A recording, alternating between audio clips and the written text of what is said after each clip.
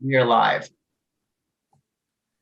Welcome all to the March 4th, 2021 Planning Commission. If we can have a roll call, please. Yes, Chair Gutierrez, Here. Vice Chair Hogan, Here. Secretary Clow, Here. Commissioner Chavez is excused, Commissioner Faulkner is excused, Commissioner Garcia, Here. Commissioner Lawrence, Here. Commissioner Picarello, Here. Commissioner Satenia. Present. Thank you, Mr. Chair. There is a quorum present. Thank you. Vice Chair Hogan, if you'd lead us in the Pledge of Allegiance, please. Thank you. Pledge allegiance to the flag of the United States of America, to the republic for which it stands, one nation, under God, indivisible, with liberty and justice for all. Thank you. Moving on to the approval of the agenda. Any changes from staff? Chair, staff has no changes. Okay, I would like to make a motion to move the agenda from case 2020 2999, put that second on the agenda and move up case 2020-2369. Get a second if we change it, if not the way it is. Mr. Chair, what would be the reasons for that?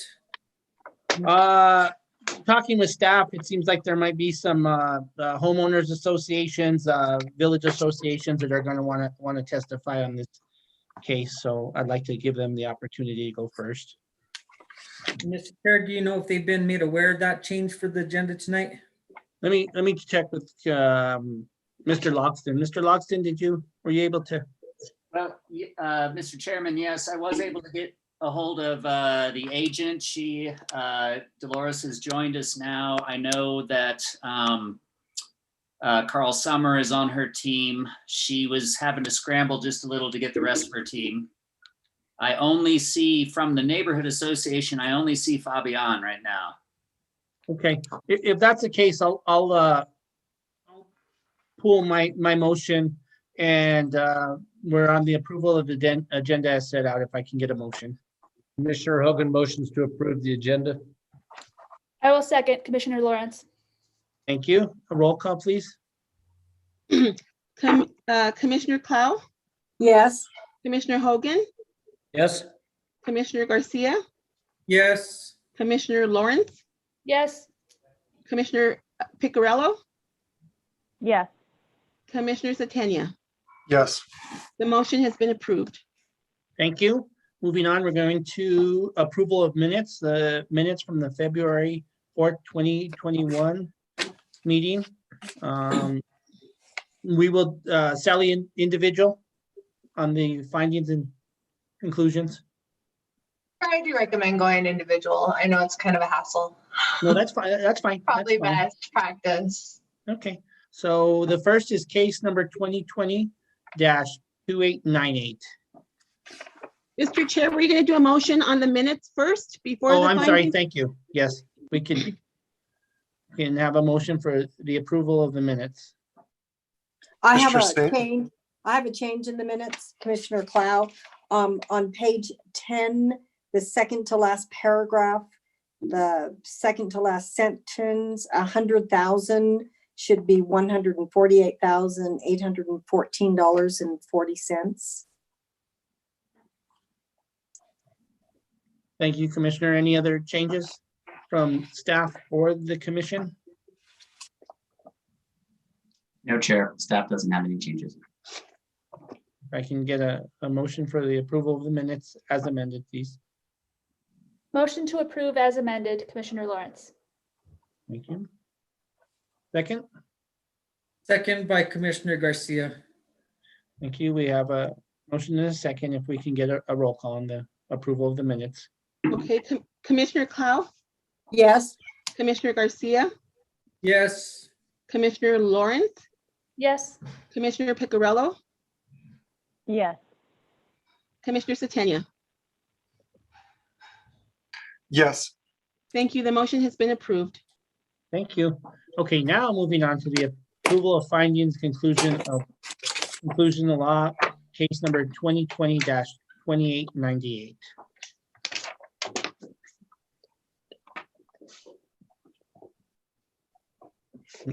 If we can get a motion, I'll start with a motion to approve the findings and conclusions for case 2020-2898. thank you. That was Commissioner Lawrence. Second by Commissioner Garcia. Thank you. Any discussion?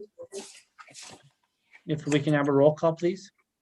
Yes, Commissioner Clow, yes, Commissioner Garcia, Yes. Commissioner Lawrence, Yes, Commissioner Picarello, yes, Commissioner Satania.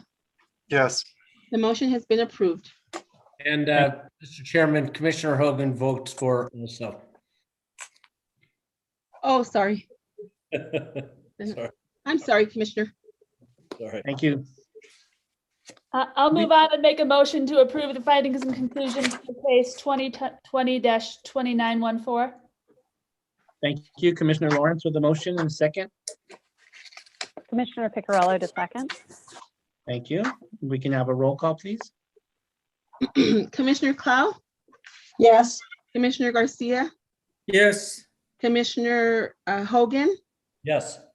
Commissioner Lawrence, Yes, Commissioner Picarello, Yes, and Commissioner Satania. yes, The motion has been approved. Thank you. I'll make the motion to approve the findings and conclusions in case 2020-2899. Thank you. That was Commissioner Lawrence. Second. Commissioner Hogan will second. Thank you, Vice Chair Hogan seconds. If we can have a roll call, please. Yes, Commissioner Clow, hold on a minute, this is 20, I know there's two that I don't agree with, but I'm trying to figure out what the numbers are. I guess it's, okay, yes, Commissioner Garcia, Yes. Commissioner Hogan, Yes. Commissioner Lawrence, Yes, Commissioner Picarello, yes, and Commissioner Satania. yes, The motion has been approved. Thank you. May I just make a quick note? I apologize for interjecting. Go ahead, I Sally. I just wanted to note that in approving findings and conclusions, I do think it's okay to vote to approve them because it's really a vote reflecting that the draft reflects the commission's decision. So if you don't think it reflects the commission's decision, certainly dissent, but just because you agreed with the merits, underlying merits, doesn't mean you need to dissent on approval of the findings. Thank you, Sally. Sure. Moving on. could I have who seconded that last motion? Noah has me keeping count and it's harder than I thought. Was it Mark? Picarello. I think it was Picarello. Is that correct? Okay, I think that was me. It Oh, was Vice Chair Commissioner Hogan. Okay. Hogan, I yeah. thought it was, I That's thought it right. was, okay, thank you. All right. So we're moving on to case 2020-2900. We can get a motion, please. I'll make the motion to approve the findings and conclusions in case 2020-2900. Thank you. That's Commissioner Lawrence. Second. and Commissioner Picarello to second. Thank you. If we can have a roll call on that, please. Yes, Commissioner Clow, Yes, Commissioner Garcia, Yes.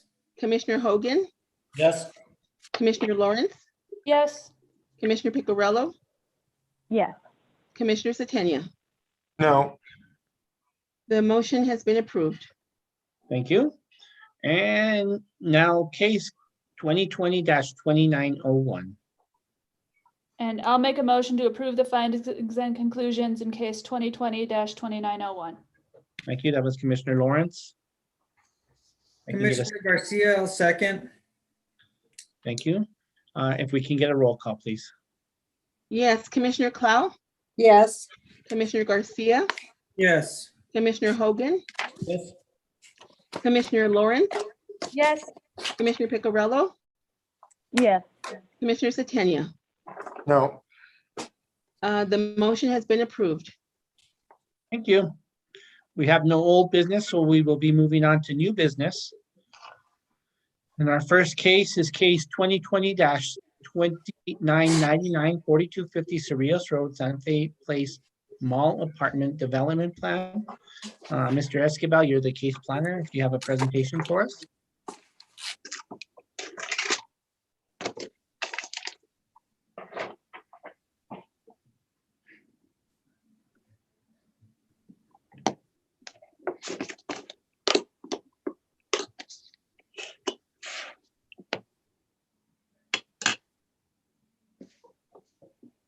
Mr. Escobar?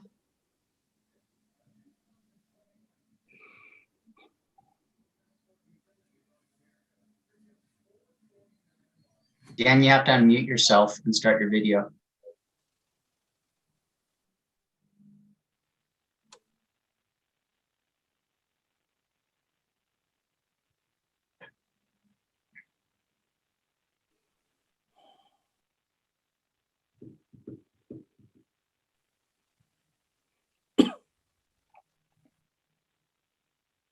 Okay.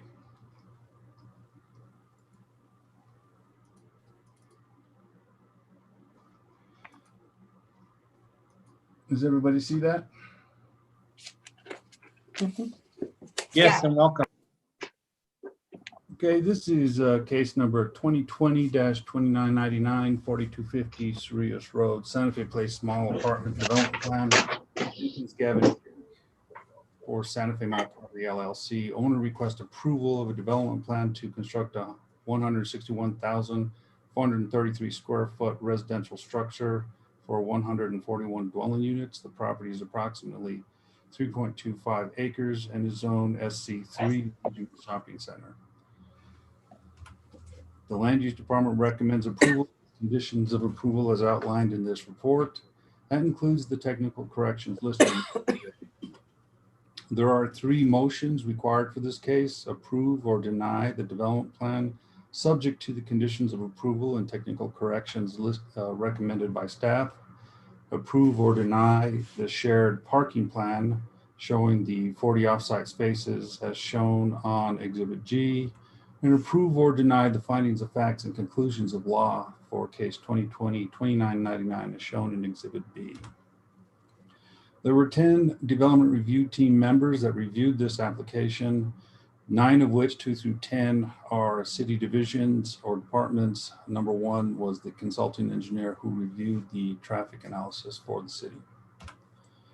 Out of the 10 departments or development review team members, 4 DRT members are recommending conditions of approval. 5 DRT members are recommending technical corrections, which are listed in Exhibit A, and 1 DRT member had no concerns. Of the conditions of approval, the land use and the Metropolitan Planning Organization will be explaining a little bit further conditions 4 and conditions 8. Condition 4 is all required parking shall be designated and marked for the residential component and shall be located adjacent to the apartment complex as may be shown on the mall parking plan. Condition 8 is construct east-west sidewalks along the north and south sides of the building to make a continuous sidewalk loop. And Leah Ingby will be presenting for the MPO for that particular condition. This particular development is going to be located within the Santa Fe Place Mall development. In October 3rd of 2019, the Planning Commission approved an amendment to the Santa Fe Place Mall development plan, as well as preliminary subdivision plan approval to create 8 lots. On December 5th, 2019, the Planning Commission gave final subdivision plat approval for the 8 lots as shown here. The lot line adjustment will affect lot 1-A and lot 1-A5. This is being requested by the applicant for the development plan proposal. The parking reduction or the development plan that was approved on October 3rd, 2019 by the Planning Commission reduced the parking spaces required by the code from 5 parking spaces for every 1,000 square feet, which required 2,969 parking spaces, down to 4 parking spaces per 1,000 square feet, which gave a delta of 540 parking spaces. The proposed development is located on the southeast portion of the Santa Fe Place Mall. The applicant is proposing 184 parking spaces, 144 on-site parking spaces, and 40 off-site parking spaces.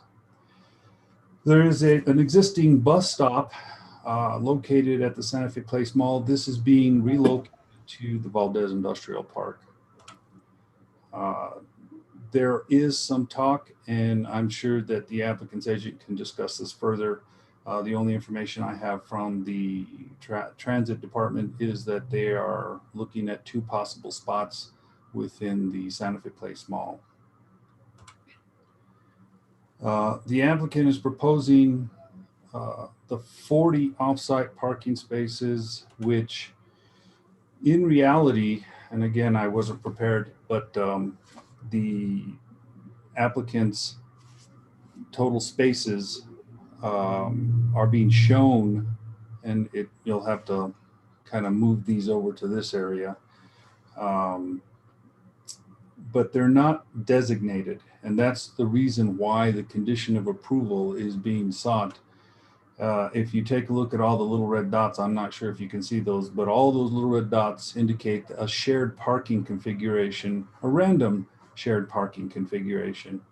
And staff believes that the distance involved between any one of those random spots, especially at night, could be rather difficult. The Planning Commission has set required standard parking spaces for apartment complexes, not only in the rail yard, but it seems pretty unreasonable for somebody, if they were there longer than when the mall was open, to have to walk all the way around the mall at night in order to get to their destination spot, especially for a required parking location.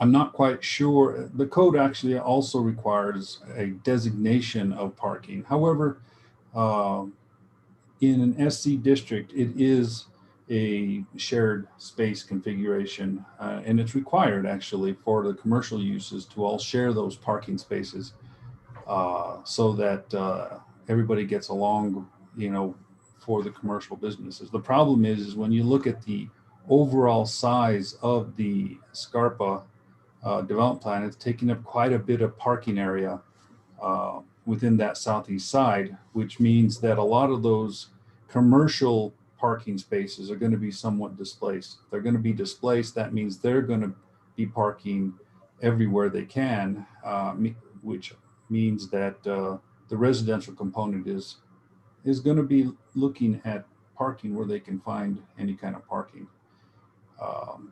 And with that, I guess that's what I have for my presentation. And I'll pass it on to Leah. Thank you, Dan. Leah? Hi, everyone. Should I share screen? Is that? You'd like? Sure. Yes, I have a little presentation. Let's see. And if you'll just tell everyone, Leah, where you're from in case they don't know. Yes, of course, yes. Leah Ingby, I am with the Santa Fe Metropolitan Planning Organization. And if you're not familiar with what we do, we are charged with transportation planning for the Santa Fe metropolitan area. So that includes the whole city of Santa Fe, parts of the county, as well as the Pueblo of Tesuque. So just give me a second. Can anyone tell me, do I put it in presentation mode first and then share from there? I think it might be easier to do it after, but. Okay.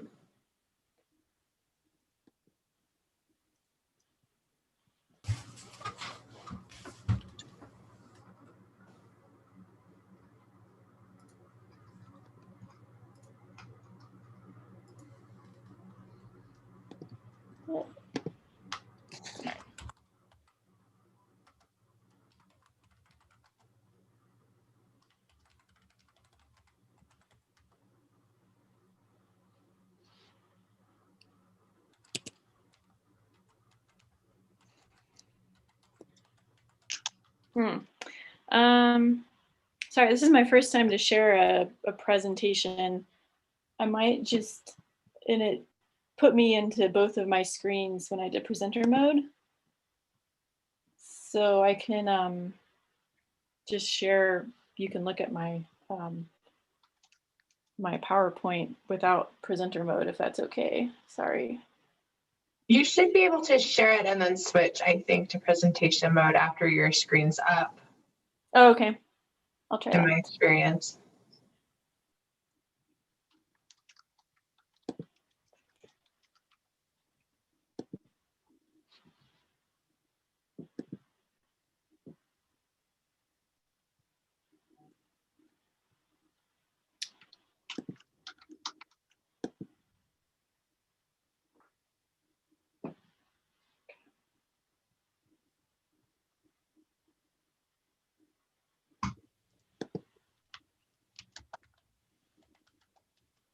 Did that work?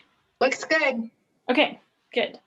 Right, so I said who we are, and we have the, our condition is to add additional sidewalks around the north and south sides, just so that there are sidewalks around the whole building. And I'll have a brief presentation to explain why we decided to do, or why we made that condition.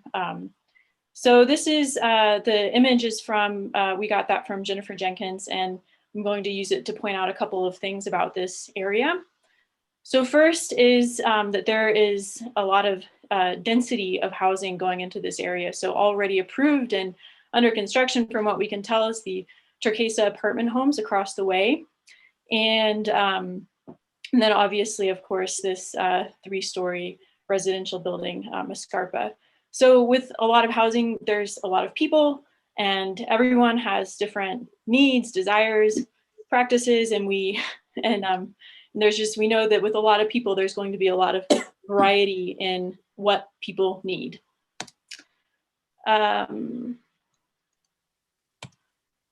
Okay, there's also a lot of destinations in this area. So luckily for the people that are moving in here, oh, that was too many.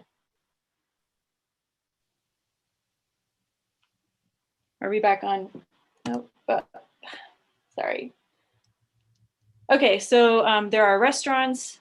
Wow, this is okay. Restaurants, obviously shopping at the mall, and then the great asset of the Arroyo Chamizo Trail that there is a direct connection to. So a lot of different things in this area, and so that gives people even more reasons to travel within this area and go a variety of different places. Also in this area, I think there's a little lag in my PowerPoint, but there are a lot of different transportation options. So there is a transit center that will be going in right across Cerrillos Road off of Camino Entrada, or yeah. And so that will be really proximate, as well as the bus stops that Dan showed, and the Arroyo Chamizo Trail, which you can take that all the way from this area to downtown. Well, it connects into the rail trail. And this just shows that there are a lot of different options that people may choose to take other than driving, but also people may need to take these different transportation options. They may not be able to have a car. So our condition, as I said before, is to add sidewalks. And so this is just a scenario to describe one of the possible reasons to have a sidewalk here. So the yellow route is basically what's planned in the development already for pedestrian sidewalks. So it would be a new sidewalk across from the Arroyo Chamizo Trail entrance that would then connect into the existing sidewalk network of the mall. So let's say someone wanted to go from the Arroyo Chamizo Trail to that purple star, or the other direction. If they take the proposed pedestrian route, then it's about 1,450 feet, which there are a variety of different speeds of people walking. So that could be anywhere from 7+ minutes. Or if there were a sidewalk, then it would be, or if they took the road, then it would be 650 feet, which is 3 to 4 minutes. So that's roughly half the distance and less than half the distance. Well, it's more than twice the distance to go the yellow route. And so basically, a lot of people, we know that if they're in this situation and there's only the yellow pedestrian official route, we know that people, and they're trying to get to that purple star, they're going to look and they're going to say it's right there. A lot of people are going to choose to take the road. And that just creates an unsafe condition for people in this area. There are limited safe options with this one, with only one route.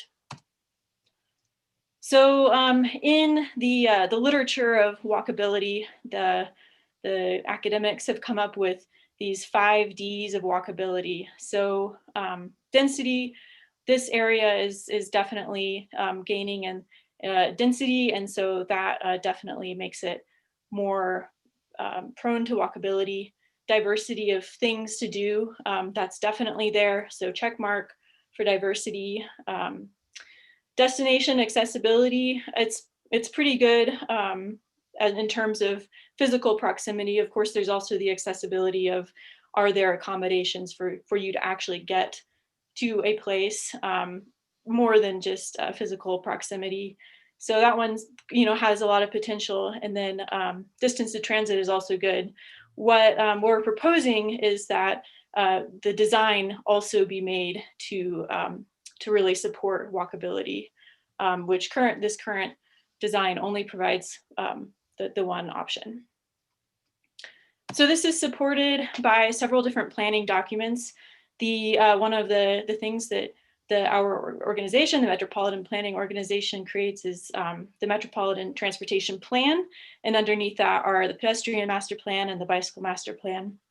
So the Pedestrian Master Plan definitely supports all of these things that I'm talking about: improved access to buildings, more entry points, and improving the land use just to make it better for pedestrians.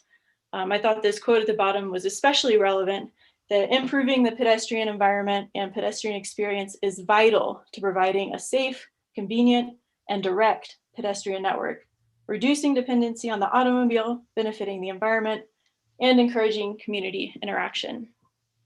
And then finally, I thought that they had a good suggestion. I know that they'll be balancing a lot of different factors with this development. And so the Pedestrian Master Plan does suggest the use of permeable pavement in order to balance the need for improved pedestrian experience, as well as drainage. So the general plan in the transportation chapter also addresses improved walkability by increasing access points and providing more transportation alternatives. And then the Sustainable Santa Fe 25-year plan definitely supports improving walkability as well as bikeability. It has the goal of Santa Fe becoming carbon neutral by 2040. And transportation is right now the leading greenhouse gas emission producer in Santa Fe. So definitely making the environment more walkable is part of that, because then people don't have to drive everywhere. And then finally, there was a planning effort by the land use department, and they went through an exercise of re-envisioning how the malls in Santa Fe could better serve the community. And all of these scenarios highlighted how pedestrian connectivity would be part of that. So some concluding thoughts are that there are a lot of things to be excited about in this development. It's potentially increasing vibrancy in some vacant, underutilized space right now, near transit, near trails, near destinations. Those are all benefits. And we know that there are a lot of constraints to this development, but the thing is that this is the opportunity to make it better for pedestrians. If it comes in without more sidewalks, then going back later is, basically, I don't want to say impossible, but it's far more insurmountable than before it's built. So I'll leave you with this image. So we got onto Google Maps Street View and we were reviewing this development, and you can see this is right, kind of right along that pink line, right by that purple star on my previous map. And you can see that there is a woman walking there. So it's not some hypothetical of, maybe there will one day at some point be pedestrians. We know that people already are walking here, and with increased density, then even more people will be walking. So we think that addressing pedestrian connectivity is critical. And that's all I have. Thanks. We'll be here to answer any questions. Thank you, Leah, for your presentation, and thanks for sticking around. We'll get to questions shortly. Next up is Jenkins. Evening. Thank you, Chair, Commissioners. I believe I need to be sworn. Yes. Do you swear under the penalty of perjury that the testimony you're about to give is the truth, the whole truth, and nothing but the truth? I do. Thank you. Please state your name and address for the record.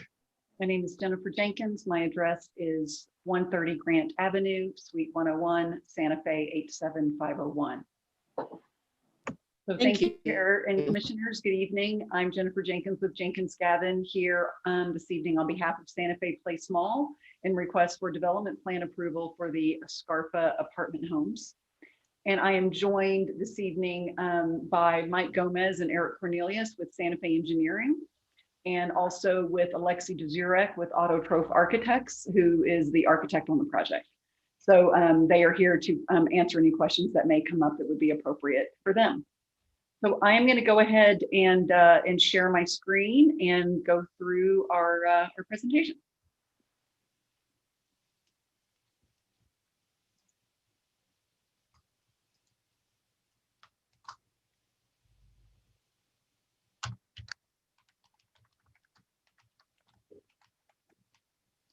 Okay. So as I mentioned, our project team, obviously Santa Fe Place Mall is the owner of the property, and Santa Fe Engineering are the engineering consultants, Autotroph is the architect, and then we're also working locally with Design Office for landscape architecture. So this is the zoning map. This is the mall premises here. As I believe Dan mentioned, the property is zoned Shopping Center 3, which is a zoning designation that is reserved for large regional shopping environments like we have at Santa Fe Place Mall. Just to the south, we have some R21 multifamily zoning. That is the site of the new Turquesa apartment homes that are currently under construction. We also have some industrial zoning here to the south. And then we also, the business park of Valdez Business Park here to the west on the other side of Cerrillos. And that is where the bus transit center is relocating to Valdez. And then you can see the C2 commercial zoning to the north. And as you head north down Cerrillos is a lot of primarily C2. And then we have some lower density residential zoning to the east. And then we have the Nava Ade neighborhood community there to the southeast. So again, here is the mall property and here is the subject parcel. As Dan mentioned, we created this parcel as part of the subdivision of the mall back in 2019. We are making some adjustments since we got deep into the design. We realized we needed to modify the parcel configurations somewhat. And so this is the development plan amendment that was approved by the Planning Commission in 2019 that coincided with the subdivision. And and you can see this is our parcel 1A5 that was created here on the south side of the mall for the very specific purpose to accommodate multifamily residential development. And as Leah mentioned, was really kind of interesting. We were contacted by the city's long range planning division. I think it was like it might have been like 2016, I think. And they had engaged in kind of an internal planning effort looking at did I just say Via Linda? Wow, that's a blast from the past. Santa Fe Place Mall, the Fashion Outlet Mall, as well as DeVargas, and looking at options and how would it look if those projects incorporated mixed use and incorporated housing into them. And it was really very dynamic and it was great. And at that time, the ownership was so focused on re-tenanting and redeveloping the mall itself. They weren't quite ready to pivot into a mixed use scenario, but now the time has come. We think the timing is perfect for this. So I might have to reach out to Reed Liming and let them know that sometimes, you know, wishes do come true. So this is zooming in on our site. The current configuration is about 2.8 acres. And once we adjust the lot line, it'll be a little over 3 acres. So this is J.C. Penney up here to the northeast. This is the access. This is the theater and the food court area. So here is the proposed 141 unit apartment building here. It is a 4-story building. The first floor is a parking structure. That's basically what we call a podium parking structure that is under the building. Then there are 3 levels of residential units above that. There is this ring road that basically is the primary traffic circulation that circulates the mall, and that is our primary point of access. And then you can see the 240 unit Turquesa apartment project directly to the south. So we're not the only mixed use development happening in the context of the mall, which is really exciting. So we're going to it's all about, sometimes with these efforts, it's really all about critical mass and really, and you know, these types of improvements in these kind of older regional malls really serve to help revitalize these types of environments. So zooming in on the site plan here, again, here's the ring road. We have 2 access points to the parking structure, one here and one here. And the primary entry is in the lobby area, is right here in the corner of the building. So we really are trying to relate to the mall and create a sense of connection with the mall. And you can see here, we are adding, this is going to be a new drive lane that is going to circulate here. And this provides access to this building as well as it's going to serve as a fire lane. And then you can see we actually are creating a raised pedestrian crosswalk speed table here. And then, because this is really our front door, if you will. And then there is a pedestrian way that goes here with trees, and then existing crosswalks that lead into the mall entry here, into the theater and the food court area. And and part of our kind of goal here is to, you know, obviously we just don't want to drop a residential building into a parking lot. So how do we develop this in a way that creates a sense of place? So it creates a sense of connection to the mall, but also recognizes that this is a residential environment and we need to create those residential amenities. So how we accomplish that is through getting really creative with our outdoor space. So every unit has an outdoor balcony so they can enjoy, there's actually really lovely views from back here. And this is a ground level outdoor courtyard that is accessible from that kind of the internal lobby area. And it's also accessible through, there's access here through the parking structure as well. And so there's going to be outdoor seating, you know, fire pits, maybe some barbecues. We haven't completely programmed the space, but it's going to be densely landscaped, and it creates opportunities to exit the courtyard and head directly to the trail. This is the existing Arroyo Chamizo trail that terminates right here and leads to the mall. And then as part of the Turquesa project, there is going to be an extension of this trail all the way over to Office Court Drive to the west. And so this creates direct access to the trail. And then we also are building new pedestrian improvements that just circulate around the building and offer direct access to the mall here. So basically the program, pardon me, 141 residential units with a combination of studios, 1-bedrooms and 2-bedroom units. As mentioned, as Dan spoke to, our code requirement for parking is 184 parking spaces. There will be 135 parking spaces in the structure. There'll be 9 new surface parking spaces that will be constructed adjacent to the front entry. And then the shared parking program is the balance of those 40 spaces in the field of parking that is adjacent to the building. So our goal here and what we are, the program provides for, every single unit has one designated, assigned, reserved parking space. And then the balance of the parking, whether that be for guests or if there are any units that have more than one vehicle or more than, more than one resident with a vehicle, then that's where the balance of those 40 spaces come in.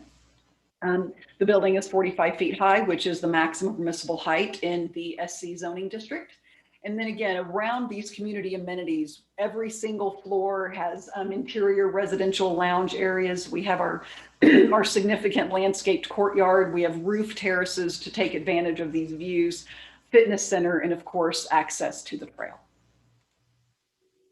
So, architecturally, we really are looking at some of the materials and colors that have been incorporated in the mall as the mall has been redeveloped over the last several years.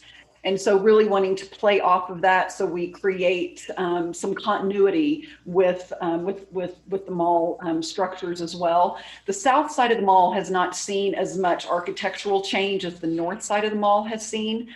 And so I think this is really, again, this is really going to bring a lot of life to the south side of the mall.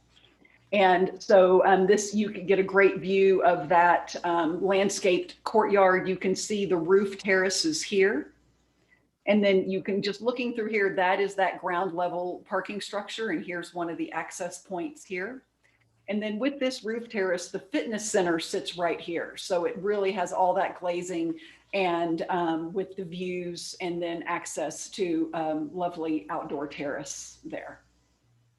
And then here is that crosswalk that leads to the Arroyo Chamizo Trail. So if you're have your back to the mall and you're looking out towards our lobby entry here, and then you can see the Turquesa project in the background. So that kind of gives you a sense of scale and how we're relating to our surroundings. So this is going to look so cool. This is all glazing here. So this is our lobby. And again, really facing the mall and really creating that sense of connection. This is that raised pedestrian crosswalk. And then we have the sidewalk improvements here that wrap the building here. And then again, we have another roof terrace here for outdoor gathering for residents. And then and part of our goal here is, this entire site is paved right now. There's a few medians with trees, of course, in the parking areas. So our goal has been, we really want to increase the amount of landscaping and the amount of pervious area that is available here. So we are really using like this strip here on the north side to really soften, the relationship of the building and create that transition from the building to the drive aisle and to the parking, and create opportunities for passive water harvesting. There's no water harvesting going on in this area right now. So where we can add these pervious areas and we can collect water and passively irrigate the landscaping, we think that is a really valuable addition to this area. So these views are more at street level. So again, here's kind of that front entry leading into the lobby, which would be, that's really our primary access for residents, as well as for guests or potential tenants, because the leasing office and management would also be located there. And if you are on the Ring Road and you are heading due west, that is that corner. I'm sorry, this keeps popping up. I got to be careful where I point here. So this is that corner of the building with those roof terraces and the fitness center here. And again, with the augmenting of trees along the Ring Road. And then there is our outdoor courtyard right there. So as I mentioned previously, there has been a real trend nationwide in terms of redeveloping some of these older mall properties and incorporating all different types of uses, you know, incorporating entertainment, incorporating more restaurant uses, and incorporating residential. And it really serves to create a really vital environment, an environment that is walkable and it has great access to services and access to employment. And so these are just some of the studies that speak to this. You know, the Urban Land Institute has addressed this about, you know, rethinking the mall. And then also the CNU Journal, Malls to Mixed Use Centers, and that this is really a critical strategy. And I think, as some of you may realize, you know, about 10 years ago, Santa Fe Place Mall was on life support, and due to lack of investment with previous ownership. And we are really fortunate that we have an owner that has invested millions of dollars and really believes in the mall and its role in the community, not only as a community gathering place and provision of services, but also this regional mall's job is to generate gross receipts tax for the city of Santa Fe. That's its job.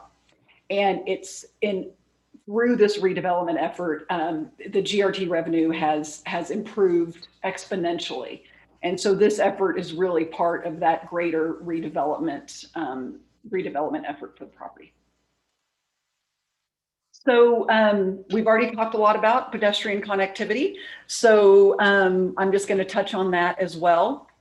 What you see here in yellow is the existing Arroyo Chamizo Trail, and that, as Leah said, does connect up to the rail trail. You can get all the way downtown on that trail, which is fantastic public improvement. The orange is the trail that will be constructed as part of the Turquesa project that will connect here and continue along and connect right here at Wagon Road and Office Court Drive, which provides, you know, connectivity out to the west heading towards Cerrillos, as well as the transit center that's going to be on the other side of Cerrillos. And this is the Ring Road. And as I described, we obviously are providing direct connectivity to the trail access here and ensuring that we maintain that connection from the trail up to the mall, which we felt was really critical. So we feel like that this is an incredibly pedestrian-oriented, pedestrian-friendly environment. Again, this is our front door, and we can kind of look at the courtyard as being our back door. But this is, you know, where residents, if they want to head to the trail, this is where they're going to go. And whether they want to head this way or whether they want to head this way and head out either to the restaurants or to the transit center. So this is, as a redevelopment and introducing a residential component into an existing mall, there are some significant constraints to the site. So we have worked really hard, and our architecture and engineering team have done an amazing job of, you know, making this fit and work. And bottom line, it needs to make sense. When you drive out here after this is built, it needs to all make sense and feel intentional and feel appropriate. And I think we've done an incredible job of achieving that. So here on the north side, this landscaping area is so important for so many reasons in terms of provide, you know, again, softening this environment that is so heavily paved, and providing those landscaping improvements and the passive water harvesting. We really don't want to add more pavement, frankly. There's plenty of it out here at this point. And so, and you can see here that what this vegetation really does in terms of how that building relates to its surroundings. We think it is really critical, and it's a really big investment. In the SC zoning district, there is no open space requirement. I don't have to do any open space. So we don't think that that's the appropriate way to develop this property. So on the south side adjacent to the Ring Road, you can see right here, there's absolutely no space for a sidewalk on the south side of this building.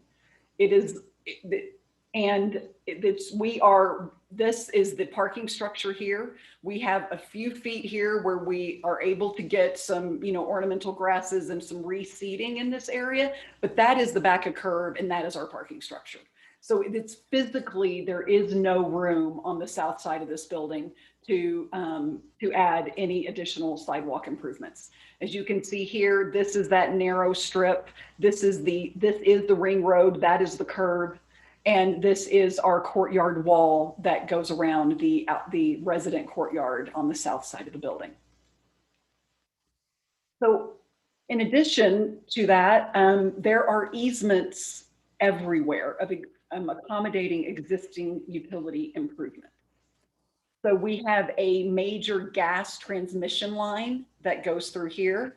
We have gas service lines that go through here. We have electrical lines, we have water lines. So as you can see, we literally, this is the amount of property that we have to work with. There is no other place to go. When we were originally embarking on this effort, we looked at the entire mall property, the entire premises, the north side of the mall, up close to Rodeo Road, the west side, the east side. We looked at everywhere to determine where is the most ideal location for this new residential use. And this is where we landed. And the south side of the mall makes a lot of sense for a lot of reasons. Obviously, the south side, as you move south of the mall, this is our residential environment with the Durkessa apartments, as well as the single family communities to the southeast. So it has more of a residential feel. Access to the movie theater, access to the food court's going to be converted into a food hall. So it's going to be really cool. So this felt like the right place for it to be. But again, we have some serious, I cannot slide this building anywhere. If you said, well, just slide the building north and then you can put your sidewalk. No, I can't slide the building north. I'm literally hemmed in by these existing utilities. This is, so these are the constraints that we are doing. You can see it here, a bird's eye view of the same thing. You can see this electrical easement right there. I mean, and then the gas line easement is on the other side. So this is our developable, buildable area. And we are constrained, since we're sitting on top of a parking podium, those dimensions are very specifically defined because it's parking. So we have to accommodate vehicles, we have to accommodate the drive lane, we have to accommodate potentially emergency access into the parking podium. So those dimensions are set. And so there's really not a lot of play, a lot of wiggle room there. So we are not in agreement with staff's condition of approval with respect to adding additional sidewalks here. We feel like we are 100% compliant with Chapter 14, which is the city code. That is my charge. I have to present to a project that complies with Chapter 14, and I have done that.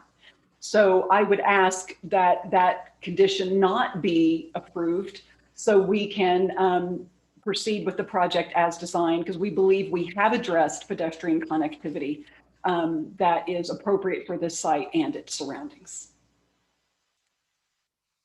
So as Dan also referenced, in 2019, when the subdivision plat was approved that created the subject parcel, we also, the Planning Commission also approved an overall parking reduction for the mall based upon a parking demand analysis that was professionally prepared by Bohannon Houston Engineering. And that parking analysis was submitted with the subdivision application. And based upon that analysis, the Planning Commission agreed that a parking reduction overall at the mall was appropriate, which creates the opportunity for these types of out parcels to be developed, to kind of fill in that sea of parking out there and creating out parcels. And we have more of them coming.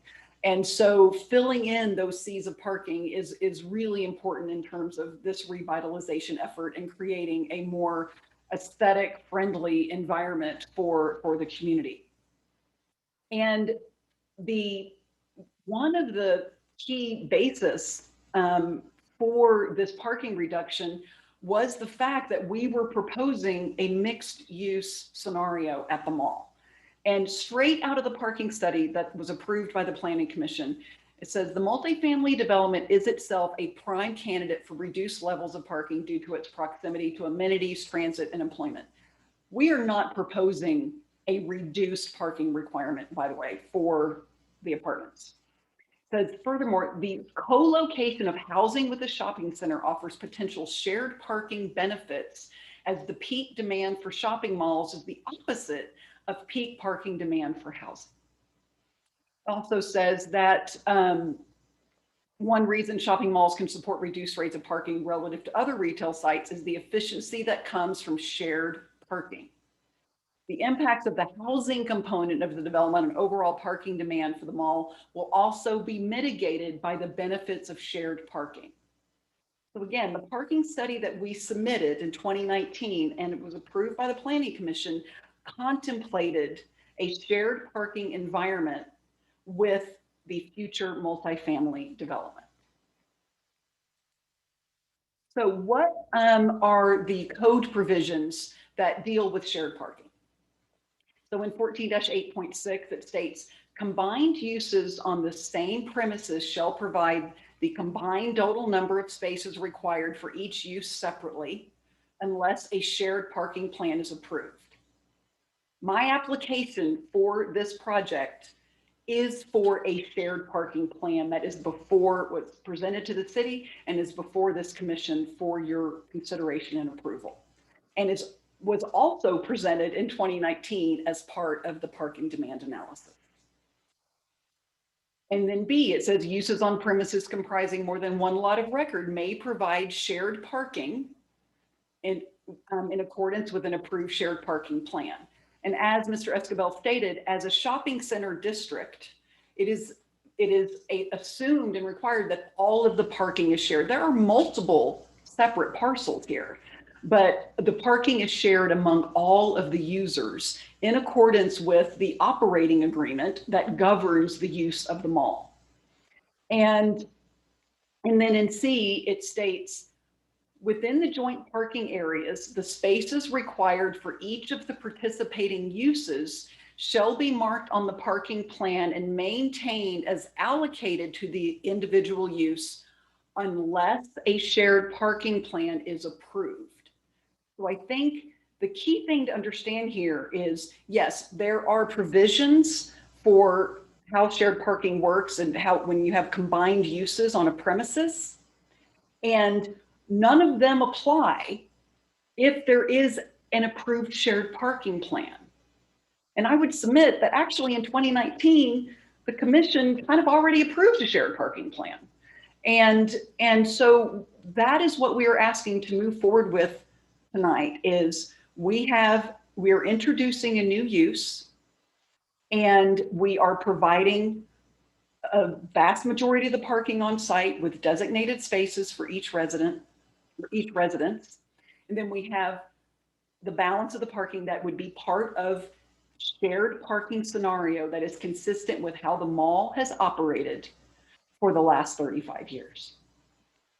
So of all the conditions of approval that have been presented to you in the staff report, we are not in agreement with number 4 regarding the requirement for those 40 spaces to be reserved.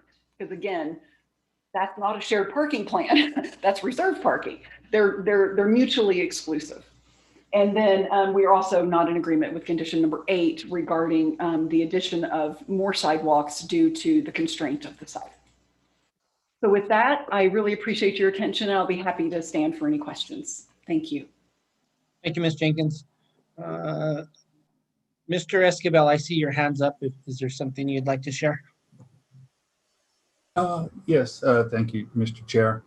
I agree that within the shared parameters, if you have a commercial business, the shared parking definitely works well because the shared parking is just going to operate within the operation of the mall. However, this is residential, and what the applicant has not provided is with the shared parking plan, the idea here is when the mall's in operation, the use that you're sharing with is not going to be utilizing that particular space. That's what the code says. There's an offset.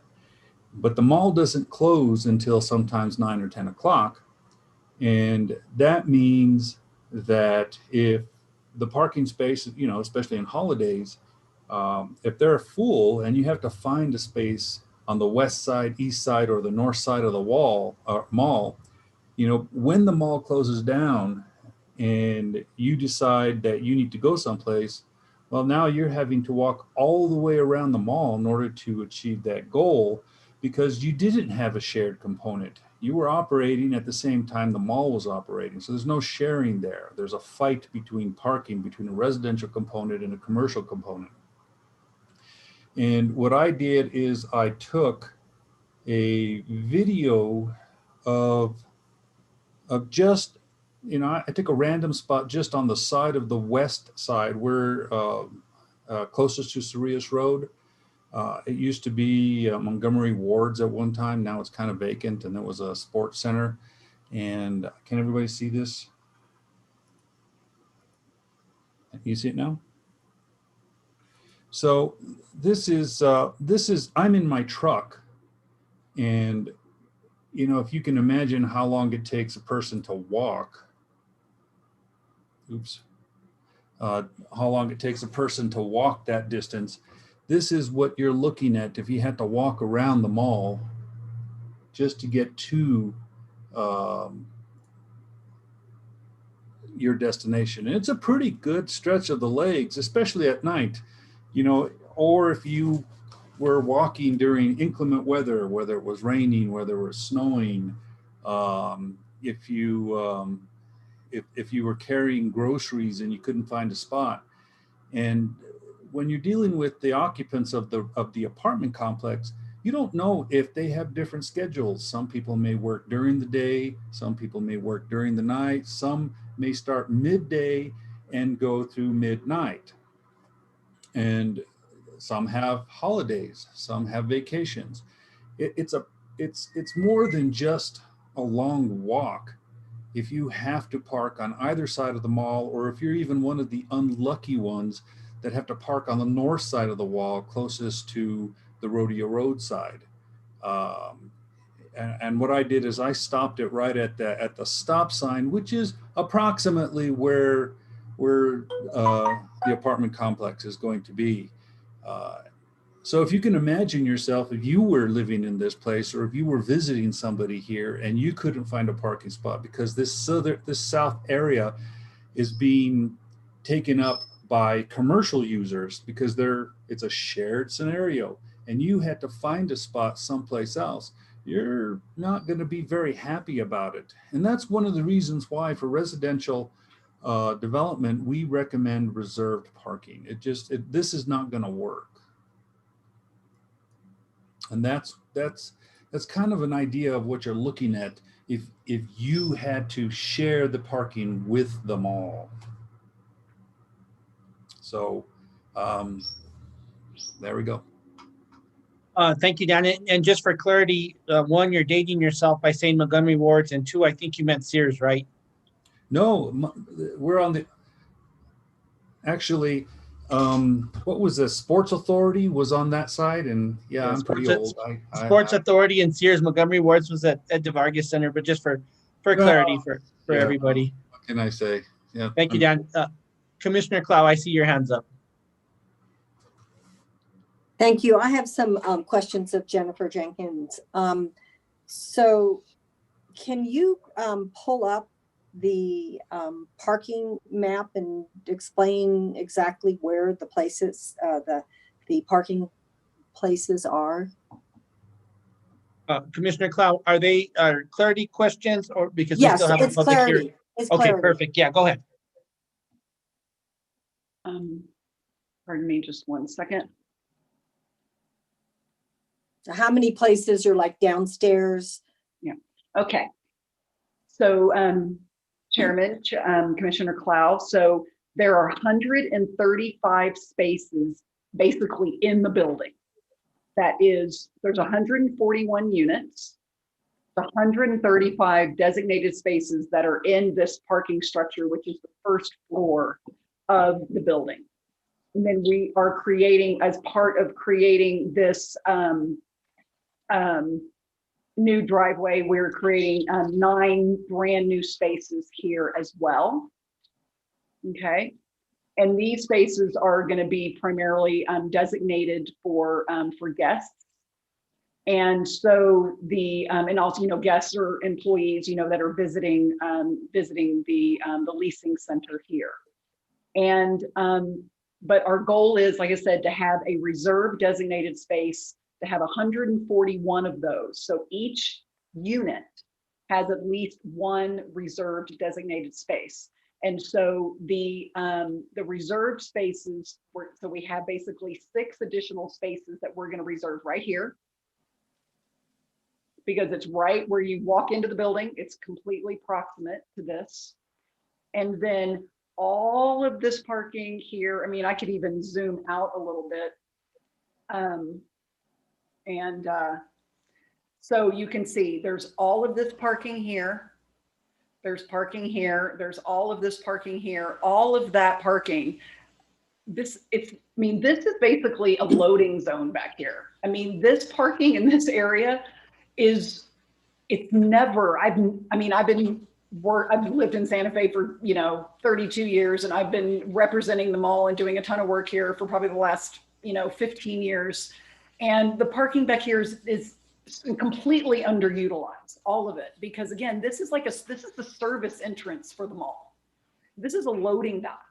I mean, there's no access to any stores on this side of the mall. The Hobby Lobby entrance is here. Well, why has it not been considered to just designate some more parking off to the right or? Well, the property to the right actually is on this JCPenney has its own parcel. Even though we are in a shared parking arrangement, we also do deal with individual parcel owners. So this area would not be available. And we have a shared parking situation, but with certain tenants, for example, the theater, they have agreements in their lease that says there's certain areas of parking, they say you can't alter that.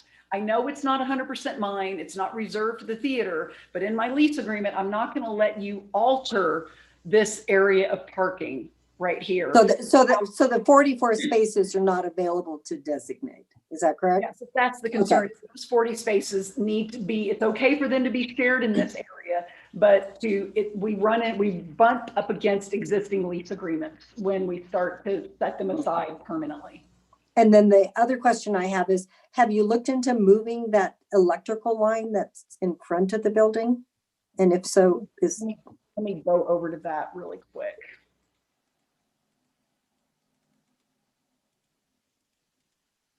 So this is a gas transmission line. We cannot touch. Right. But what about the electrical one right there? Depending on the final design of the building, in terms of the footings and everything, and where the line is within that easement, there is a possibility that this piece of it might have to be relocated. We're not at that level of design yet to determine if this piece would have to be relocated or not. But is there room to shift the building if that piece was relocated, or does it hit the gas line then? We can't shift it up here. That's where. Okay, yeah. We have looked at this, so that's where we bump up again those constraints there. And I'm not quite understanding the point that you made about that the Planning Commission essentially approved the shared parking. I'm not getting how that occurred. No, I think that's a really good question. So we submitted a parking demand study as required by code in 2019. I remember that. Right? We went from 5 to 4. Yeah. This place is way overparked, and we were able to demonstrate how overparked the mall was at that time. And so we said, we want to reduce our parking requirement, and the Planning Commission concurred. But right. A key element of that parking reduction ask was the fact that we were proposing, at that time, we knew we were going to be proposing a multifamily community as part of the mall. And so in that parking study, it says that because we're adding this mixed use environment, that's even more support for potentially reduced parking because of the different demand times, that commercial's primarily daytime, residential's primarily nighttime. It's not rocket science. Even the chapter 14 speaks to those different demand times. And they say, if you can demonstrate there are different demand times, then you are eligible for shared parking. And so the point I was trying to make was that this parking demand study and that parking reduction that was approved partially relied on the concept of shared parking with a residential use. So it wasn't necessarily that it was the approval of shared parking by the reduction, but just the recognition of the concept of shared parking. Exactly, yes. Okay, I got it. Thank you. That's all I have. Thank you, Commissioner Clow. Leah, I see your hand up, but I'm gonna call on Dan first, and then we'll go back to you. And then Commissioner Garcia, and we still have a public hearing. So go ahead, Dan. Thank you, Mr. Chair.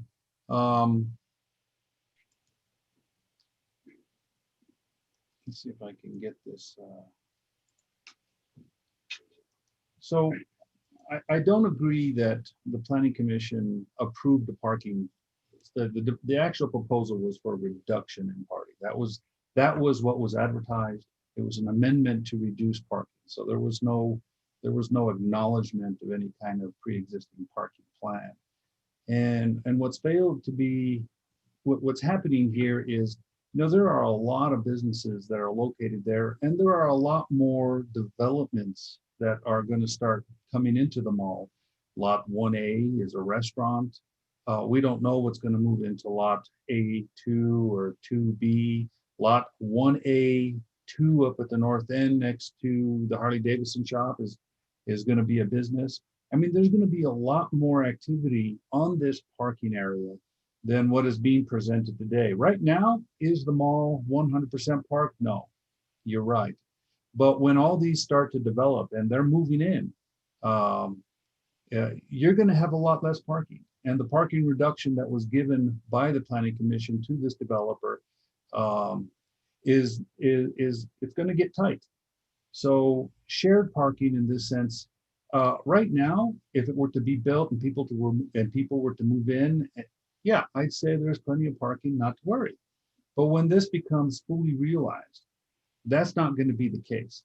And if you don't have that designated parking space, you are going to be parking where you can find it. And those distances are vast. So that needs to be taken into consideration if an approved parking plan is to be recognized. And one thing that was not provided to us was how these tenants are going to be able to be offset in time. There's no guarantee, again, whether some of those tenants are on vacation, some of those tenants have a couple days off, some of those tenants work at different times of the day. So you can't really compare that to the mall's hours versus the tenant's hours. So her representation is basically one of your average takes. This is what they usually consider when you're looking at shared parking. You have this business that operates at this time, and you have this business that operates at this time. They operate at different times, and therefore they can share one spot. That's not going to be the case here. So I don't think a shared parking is actually being met under Chapter 14 with that recognition. And nothing was provided in the report from the applicant or back in the day when the development plan for the reduction in parking was actually being approved by the Planning Commission. That was not considered. So with that in mind, that's all I have. Thank you, Dan. Leah, I see your hands up. Yes, thank you. Yeah, I just wanted to say that MPO has been looking at this, and it looks like that ring road across from where Escarpa is proposed is approximately 34 feet. And so that's pretty wide for, I mean, especially for like a non-arterial road, for just a road. And here it's definitely much wider than it needs to be. So you could easily reduce that to, 12 feet would be enough each direction for fire to get through, and then you would have room for a sidewalk there. So we wanted to provide that as a potential idea for a solution to improve the pedestrian connectivity given these constraints. Thank you. Thank you, Leah. Commissioner Garcia, I see your hand was up, and is it down? You okay for now? Yes, sir. Okay. If there's any more clarity questions, I know we have a couple issues that we need to tackle, the parking and the sidewalk. From the commissioners, I don't see any hands. We will go to the public portion. Oh, I'm sorry, Commissioner Satenia.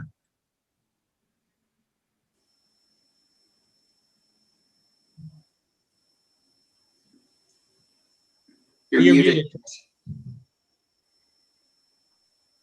It's like I've never done this before. Ms. Jenkins, I wanted to actually check in and see if you are able to provide a parking map within the building. You're saying that there's going to be 135 spaces. Can we actually see what that looks like? Yes, let me pull that up real quick, Commissioner. One Thank moment. you.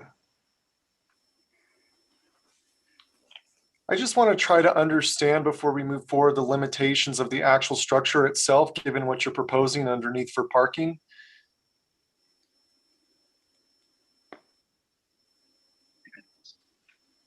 That's the one, right? Mhm.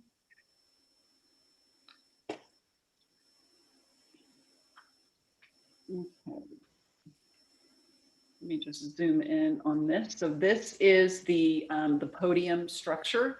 So we have entrance here. There it is basically a double loaded drive aisle. There is an access point here, and then it curves around, and then there's the other exit and entry here. And then this portion is basically a dead end with a turnaround area and another egress stair. And then this is that ground floor lobby area. Got it. So it's completely dedicated to parking. There's no other utilities or any other Just have our spaces. Crash compactor area right here. Okay. But but it's dedicated solely to parking. And then we have a pedestrian path actually from the lobby through here that leads you out to the courtyard. Got it. That answers my question. I just have one more question. You said you spoke to that the parking is not available based on the agreement with Sears, correct? No, Sears is no longer part of the mall. So there are lease agreements with tenants that are most adjacent to this area, and this is true all around the mall, where you can't modify or limit or anything certain parking areas in accordance with certain lease agreements. So Dillard's is going to say, yeah, I understand it's shared parking, but you can't do anything and to alter the parking that's right in front of my building in accordance with our lease agreement, right? And so those are some of the constraints that we're dealing with tenant agreements on the south side of the mall. Understandable. And you said though you can't actually count part of the shared parking of that section that's just to the right of the structure as we see it, which is the Sears parking. That's JCPenney. Yeah, that's I'm sorry, it's JCPenney's. Sorry, we're all calling them different things. So they own that real estate, and yeah, they don't own the parking, but they do own the real estate. So we would not be able to designate parking in that area. Got it. So I guess my last question, just to try to understand this, is how would you prevent people from actually parking on that property, given that it's close proximity to the building? So the residents, again, this parcel is just like any other out parcel. There's Outback Steakhouse. Their customers park all over the place right there. I mean, there's, the Outback parcel has maybe 20 parking spaces actually on the parcel, but the rest of it is part of the shared parking. So the residents of this community would be permitted to park anywhere they want. It's just in terms of designating and pulling, parking outside of the overall and separating it from the regular parking supply. That is where the issue arises. So these residents here, that this property is going to be subject to the same shared parking operating agreement that is in place right now. And so, the residents can park wherever they want, or the guests of the building. And, but again, a vast majority of the parking is designated and reserved 24/7. And I think that's a very important point. Got it. That clears it up for me. Thank you. No further questions. Was muted, excuse me. Thank you, Commissioner Satania. Let me see if there's any other clarifying questions from EB. I don't see any hands up. Ms. Jenkins, I do have a quick question. You have 135 in the structure and you're putting 9 new. Those 9 new are going on mall property, or they're going to be on property? The 9 new are on the subject parcel. They're on the subject parcel. Correct, yes. So if somebody from the mall comes and parks there, what happens at that point? So those will be, we will be putting some signs on those parking spaces for guests of the, maybe not on all of them, but at least a few of them for guests or potential future tenants who want to come visit the leasing office. So that'll be reserved parking, and you'll have up signs and Yeah, it'll say yeah, there's reserved. some, there are ADA spaces are there. And then, and again, you know, and again, there's actually quite a bit of parking out here. And frankly, with the pedestrian connectivity that we're creating through this area and connecting to the mall, you know, actually designating spaces for, you know, future tenants. You see that a lot in apartment communities in front of the leasing office, future tenants park here, you know, and we might choose to do something like that or might not. It may not really be necessary. So is it fair to say that if, as this mall builds out, JCPenney's can put up signs that say reserve parking for JCPenney's, reserve parking for? Mm-mm. That is counter to the operating agreement. All of the, you'll drive through the mall, you will not see any spaces designated for a particular use. Thank you. Commissioner Garcia, I see your hand up. Go ahead. Yeah, can you just, Ms. Jenkins, show us again, or Mr. Esquivel, one or the other, where those shared parking spaces would be required to be designated at? So I can offer that. So in working and discussing this with Mr. Esquivel, looking at the feasibility, the area that we kind of identified as a possible area. Oh, I'm not sharing. I'm sorry. My apologies. Thank you. Is this area here to the west. That seems like the most logical. Again, this is kind of the service entry. This is a loading dock. So there's no like direct access to any mall entry from this area. So this was the area that was identified as the best potential area should that be required. Thank you. And then so with regards to the condition 4 that's on there, that area would need to be designated as excess parking for the development. Is that correct? It would have to be signed and it would not be available in the middle of the day for any mall customers.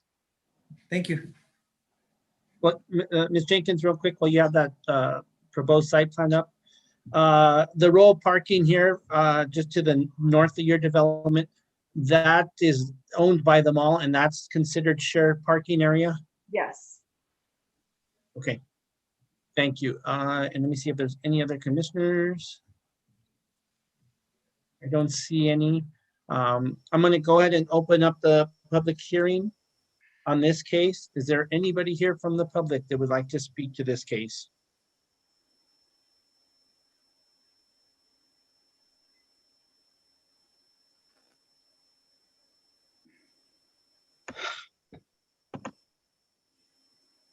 No, on my end, I don't see anybody with raised hands. Do you? Thank you, Chair, Commissioners. No, I don't see anybody in the audience or as an attendee who has their hand raised. But if you are in the audience and you'd like to speak on this issue, please click the raise hand button and we'll call on you and you can get sworn in. Or if you're calling in from a phone and listening to this, you can press *9 and that will raise your hand as well.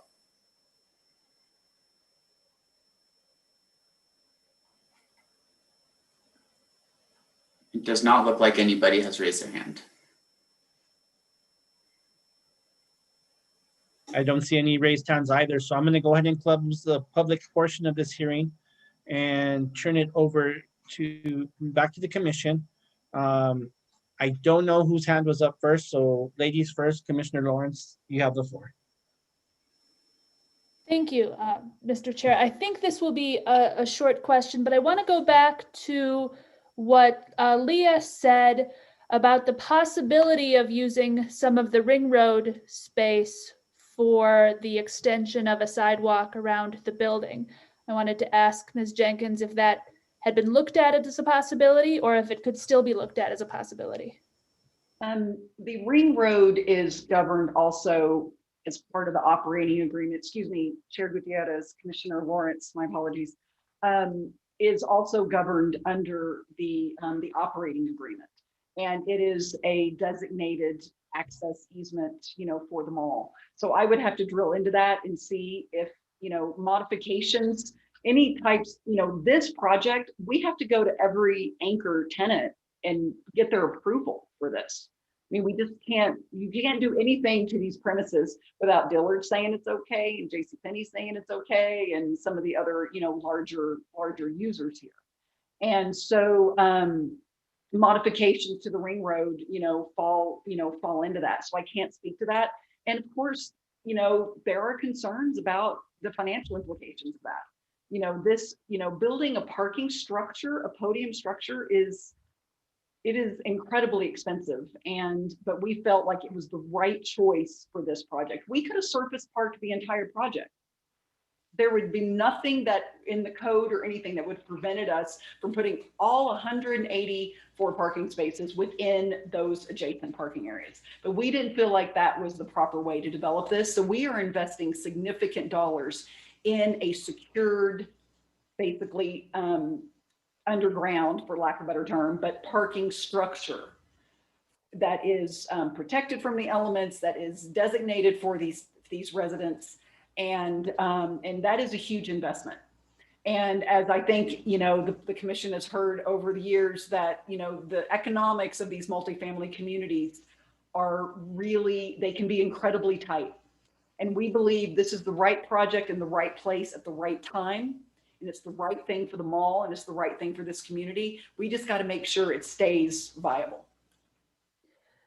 Can you pull up, Ms. Jenkins? And my concern is really, I appreciate the difficulties of the parking and the financial viability of the project.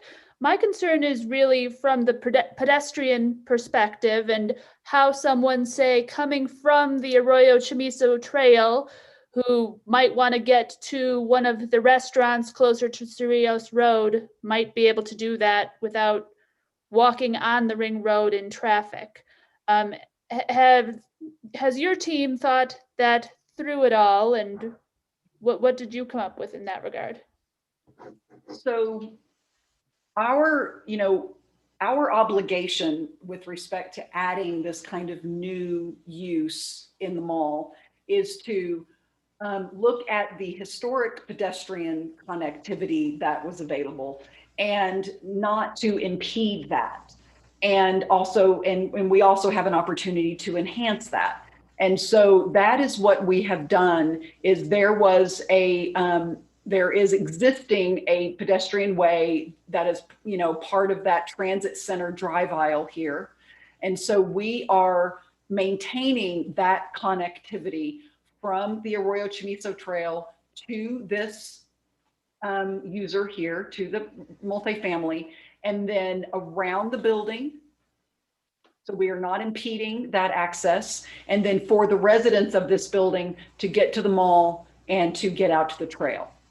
And the beauty of the timing of this is there's going to be a brand new trail extension that runs essentially directly parallel to the ring road that leads here to Wagon Road and the sidewalk improvements along Wagon Road. So there's absolutely a way for a pedestrian in a much more sort of inviting way to access this trail and head west. That does help, but I was thinking about that extension of the trail, but otherwise they would either go around and have to cut back a little bit and either walk along the mall property, along the mall building itself, or potentially cut through the mall if someone was going in that direction. Sure. That's how you envision it. And then of course there's sidewalk here as well. And then, and there's, pedestrian connectivity that wraps around the entire mall. So someone could potentially use the extension of the trail to get farther to get to the place where there is already existing sidewalk. Absolutely. Okay. Thank you. Mr. Chair, I don't have any further questions right now. Thank you, Commissioner Lawrence. Vice Chair Hogan, your hand is up. Thank you, Mr. Chairman. I'm a little bit confused on the pedestrian circulation as well. Did you say there's a pass through the building from like from the Chamisa Trail through to get to the mall, or do you have to go around? There is for residents, but there is not for the general public. So let me just jump back to the site plan real quick. So here's the crosswalk and here's the existing trail. There's a public sidewalk that wraps around and heads you up to the mall. And then there's also going to be a gate here for residents to enter the courtyard and to enter the building. Got it. Okay. I don't really have a question so much as a couple of statements. I really feel like that pedestrian connection down the side of Ring Road is extremely important. And the fact that you could have a building so close to the road that there wasn't enough room for a sidewalk is troubling. And I think some of your perspectives show that pretty clearly. So I love the idea of a road diet for Ring Road. And, if that causes, administrative issues between all the tenants and things, I think you got to start with asking what you need what you need. And you need a sidewalk on that side. And so also, fortunately, electrical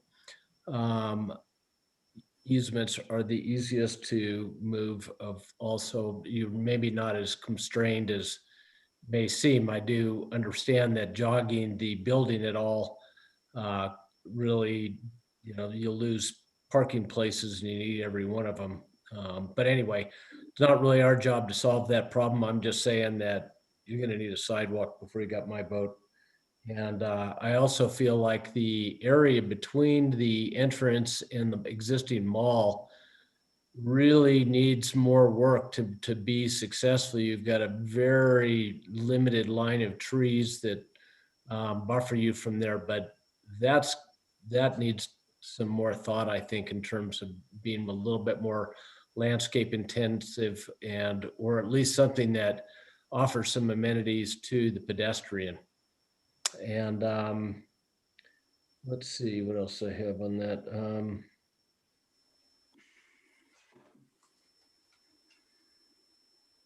I think I'll leave it there. Thank you, Mr. Chairman. Thank you, Vice Chair Hogan. If I may, Chair Gutierrez, may I would like to offer part of the site constraints with respect to the south side. Obviously, there are the tightness and the proximity to the road itself. That we're also eating and warping some grades through here, so grade is also a challenge. But what I would like to offer is that we could incorporate a path through this landscaped area on the north. Again, I'm reticent to keep adding more paving, but as an alternative to the sidewalk on the south side, because there are so many constraints and challenges there that I'm not sure are as solvable. And I think that a pathway through here is going to be much more inviting and pleasant than a sidewalk smashed up against the Ring Road. And so I would like to offer that as a compromise as far as that condition of approval, that a sidewalk connection be provided on the north side of the building. I personally just feel like that's in the wrong place. You need a sidewalk to continue on the side of Ring Road. And, if you have to scrunch the building, just scoot the whole dog leg to the north, that is, and find some way to resolve that corner where the road comes in. Again, it's not really our job to solve the problem, but it's a problem that you don't have a pedestrian connection on that side.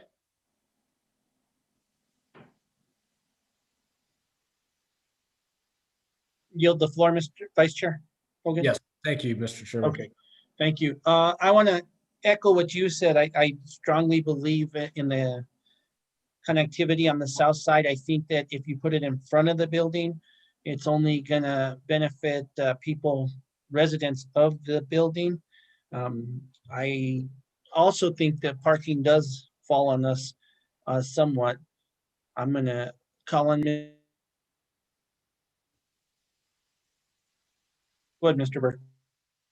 Oh, thank you, Chair. And if the applicant is concerned about more pavement, there is an option that the commission could choose as pervious pavement, right? Which would also yield the result of allowing stormwater to go through the ground also and slid out. So I was just going to also put that. And then I'd also want to echo Mr. Escobel's concerns about the amount of parking that would be allocated and where it would be allocated. And that's why that condition is in there. I don't think I do understand that there's some fundamental decisions that have to be made here, and some of those being that Ms. Jenkins is representing her client, and the mall owner does have agreements with the tenants in terms of that parking revision and parking plans that they have been promised as tenants. But when they subdivided this property, they should have hammered out some of those details, and that is why staff has asked the commission to decide if they have to be designated parking spaces that would be marked and upkept adjacent to this apartment complex. So thank you, Chair. Thank you, Mr. Burke. Next will be Commissioner Picciarello, followed by Commissioner Setenia. Yes, Ms. Jenkins, was it considered to have a sidewalk on the south side of Ring Road? No. Okay. Any particular reason for that, or it just wasn't looked at? Primarily because there's a trail on the south side of the Ring Road and it feels redundant. I'm saying is to extend, because the trail comes up and from there it dead ends and there's no extension of the sidewalk, correct? It's going to, if I may share my screen really quickly, I can bring that back up. Pardon me, just one second. Thank you. So the trail currently terminates right here in the yellow trail, the existing Arroyo Chamizo trail. As part of the Turquesa project, this trail there's going to be a new 10-foot trail that is going to extend all the way west to the Wagon Road Office Court Drive intersection. Okay. And is that relatively different in grade? No. Okay. Yeah, I mean, okay. This drops down a little bit from the Ring Road. So this trail is set a little bit below, which actually makes it more pleasant, so you're not right at the same level as the vehicles. But so it is at a slightly lower grade here, but that's why we did not consider something on the south side, because again, it felt somewhat duplicative. Would it require steps to get up to that area if we're looking at the west end of the property? There's a ramp right here. Mm-hmm. So I'm looking at, I'm looking at the west end of the property. So if we're if I'm a pedestrian and I'm trying to get up from the extension of the trail and to the west end of the property and cut through there, would that require steps? No. Stairs? Okay. No, you would just walk here and then you'd walk up that way. Yeah. Okay. Thank you. That answers. Anything else, Commissioner? That's all for me. Thank you. Thank you, Commissioner Picciarello. Commissioner Setenia, you have the floor. Thank you, Chair Gutierrez. My first question is to Mr. Escobel. Mr. Escobel, one of the staff members, I don't know if she's still on, had proposed that maybe the road could be narrowed to accommodate a sidewalk. Is there anything that you could offer to that proposal? I'm not sure I understand offer. I mean, the applicant could, if there's a trail already there, they could offer sidewalks to go, or crosswalks to go across the road to make sure that there's a safe path just like they can do a lot line adjustment to include the parking area that's needed, since the mall owns the property as well as the development lot. I think Leah would probably be in a better position to answer that question, since that was their condition and they knew a little bit more about why they were imposing it. I would probably have to defer that question to them. Sure, there you are, Leah. I'll go ahead and direct the question to you. You propose that it's a pretty wide road that's not necessarily necessary, given it's going to be less traveled, and could still fit, fire. Can you speak a little bit more about that?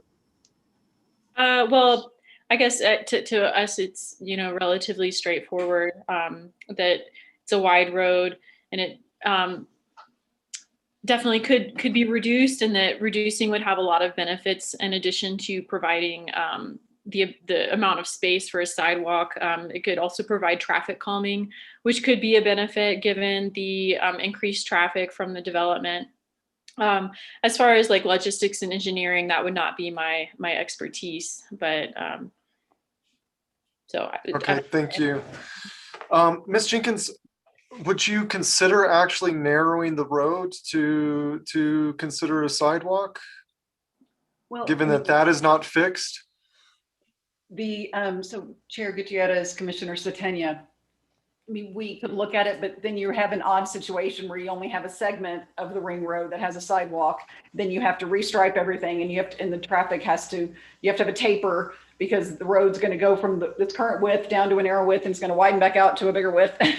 So, I mean, it's technically, is it doable? Yeah, it's technically doable, as long as we can get permission within the bounds and the limits of the operating agreement with all these tenants to make that type of modification. Got it. My next question for you, Ms. Jenkins, is it would be remiss of me if I actually didn't look and see and note that the applicant is electing to pay a fee in lieu of for affordable housing. And while we know that that benefits affordable housing in other ways, it doesn't put units on the ground. And in a most recent case, or that you've argued to this commission before, is that height requirements really do make available affordable housing in Santa Fe. And I think that this would be a fantastic project for affordable housing, given that a lot of the retail jobs might be minimum wage, and those people that would be creating a live-work situation would actually be working at the mall potentially. So can you just speak publicly to why it is that you have not proposed units on the ground for this 3-story building, while in previous projects you have stated that that actually makes it even more viable? Yes, Chair Gutierrez, Commissioner Satenia. So yes, height definitely makes affordable housing more viable. It's actually a critical component, but the economics of every project are unique and different. It's apples and oranges. So every single project, the economics of that project have to be assessed and analyzed on its own merits, and based upon the significant improvement that is this podium parking structure. And again, we felt that was the right choice and the right design for this project. And then looking at the overall economics, our assessment and my client's assessment was that the fee in lieu was workable, but providing the units as part of the project was not. Got it. Can you go ahead and pull up the map that actually shows the parking? Again, I have one last question, maybe two.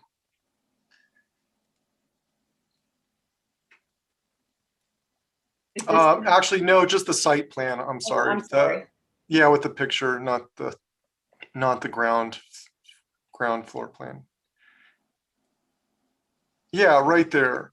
Well, I just want to say that one of my concerns, and I agree with staff in terms of designating parking, and also establishing the offset times and the concerns about showing proof of that, is that one of the things that exists here currently is the theater.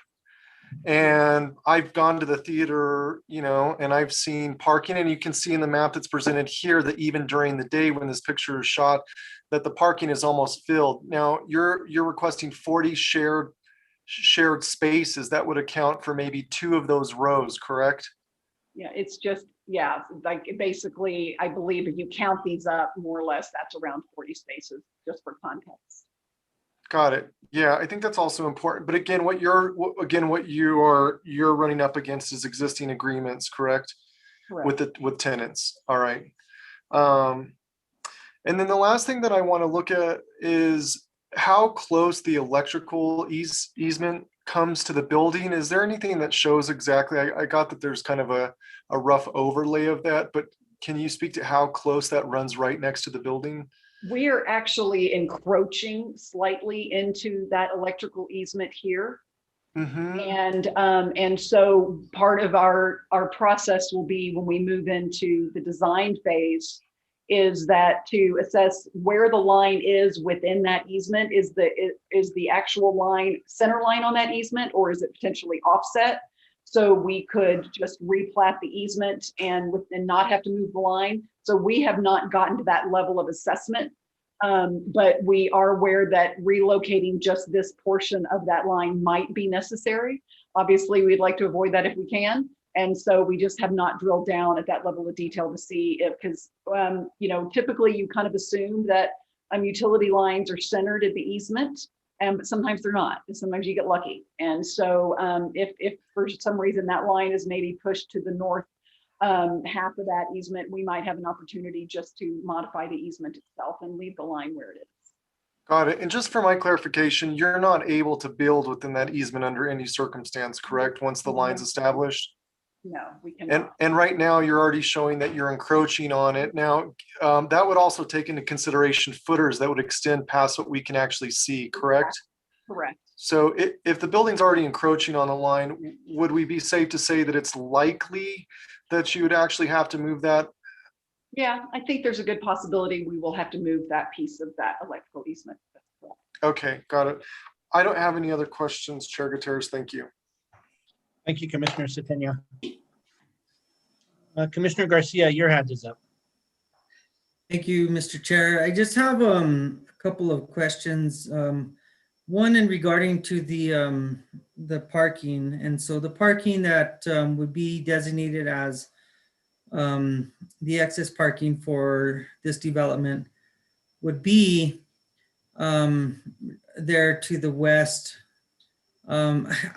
Just a comment, in my experience, people will always just park where the most convenient parking spaces are. I know that without some sort of rule that can get people towed or moved from where they're at, except in certain circumstances, that people are still going to probably park wherever they want to. I see it on my own property, and it can be a bit of a nuisance. And so I do like the fact that there's going to be designated parking there. However, I just don't know that that's going to really work, especially with people and their ability to park wherever they want to driving into the property. I also have one, I am in favor of having the sidewalk on the ring road. Would there be any possibility of maybe utilizing that area of parking underneath for maybe smaller vehicles, compact sized cars, so on and so forth, and possibly allow for that sidewalk? Well, if that's a little difficult when those parking spaces in the podium are going to be basically assigned. And so you assign a space to a unit, then it's difficult to, establish, well, if you live here, you have to have a compact car, and so that is, that's a challenging thing to incorporate. Right, but I think that at some point you could say, well, okay, there are 20 spaces that are for compact vehicles, and if you have one, it's true. It's less of a payment or whatever it might be, or you may get a bonus or something with your rental or something of that sort. So there's just something that may be a strategy as far as incorporating some compact spaces. Thank you. That's all I have. Thank you, Commissioner Garcia. I don't see any hands up. If the commissioners would like to speak, I'm going to ask a few questions. If you'd like to speak, put your hands up, commissioners. I'm going to stay on parking for just a minute, Ms. Jenkins. You're doing a lot line adjustment on this. So to get this lot line adjustment taken care of, are you purchasing extra property from the mall? No, because the mall ownership owns the subject parcel as well as the adjacent parcel. So it's all under common ownership. It's all under common ownership. So with that being the case, the mall could possibly do more of a lot line adjustment, so you have designated parking right in front of this housing development? Yes, but it wouldn't absolutely be necessary to make sure that the 40, what we call the 40 spaces that we're talking about don't necessarily have to be on the subject parcel. That could be something that the ownership might want to consider, but it wouldn't be required. I understand that, but I'm saying for your tenants, for security and ease of use for this facility. It would be possible, yes. It is possible to it would do be something. possible. That's correct. Okay, and on the parking structure, you're gonna have gates or some kind of restriction to make sure that only residents of this. Correct. Okay, so that'll and on the north north view that you had up, and you said there's going to be glass there. That's going to be some kind of also restricted access with the gate code or some kind of phone code or something. Probably only after hours. During the day, this will be open because this is the access kind of to the management and leasing office. And so this would be open and accessible during the day, but yeah, after hours, that would require, a key fob for residents to get in. Okay. Mr. Burke, I have a question of staff. Do you have a staff person that answer ADA question regarding the sidewalk? Yes, Chair. Jason Kluk is our assistant land use director, and he also knows ADA the best. And so I would recommend that he answers any questions regarding that. Thank you and welcome, Mr. Kluk. Good evening. Do you have a take on this sidewalk on the south end that MPO has put in as a condition as far as safety, ADA safety, and I know this isn't fair to ask, but have you looked at ADA through any challenges that may arise from using the trail as opposed to the sidewalk? Thank you, Mr. Chair. So, we did look at it. Leah and Dan and I and the other DRT members did review that connection. And, the ADA connection is already provided for by the rail trail going to the north. So we can't require another ADA connection. But I don't disagree that the walkway is a bad idea. I am curious whether or not the trail, the Turquesa trail that's being provided might not serve the same purpose and theoretically be safer, because it's between the two multifamily developments. I would be a little bit reluctant to put it right up against the building as it was proposed by Leah. Just from a safety aspect. From a safety aspect, and ADA aspect, you think it's safer to just have them take, and just for clarity, the Turquesa trail is ADA compliant? Yes, it's already been reviewed and approved. It hasn't been, it's not fully built yet, so it will still have to be inspected, obviously, and the connection to that trail with the new work for Scarpa will have to be approved and inspected. But yes, by all appearances, it will function and be ADA compliant. Okay, thank you. Leah, are you still with us? I'm here. here. Do you, looking a little past this Turquesa Trail, is connectivity according to the MPO up to standards and where you're happy with that past the Turquesa Trail to the west? So we did look at that, and we talked about that internally at length. And from our assessment, so there is a grade difference between Ring Road and the Turquesa Trail. So if you're trying to get up to the mall, there's too much of a grade from the Turquesa Trail to get up to Ring Road. So that is a really great route to get you to Cerrillos. But if you want to get up into the mall, then it's still going to be out of your way to take the Turquesa Trail and then get, I think, Wagon Road turns and then goes into Ring Road.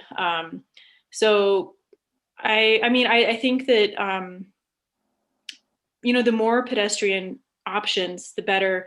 And I still think that people are, it's just creating a condition that people are going to walk on the road. It's going to be the shortest direction to go, to different places. And we can't assume that everyone wants to go, several minutes out of their way to take the pedestrian connections. So hope that answers your question. Yes, thank you. Mr. Escobar, your hand's up, but before you say, just a quick question. Leah did mention something about narrowing Ring Road. Is there anything that would prohibit that? Chapter 14, does it have to be a certain size?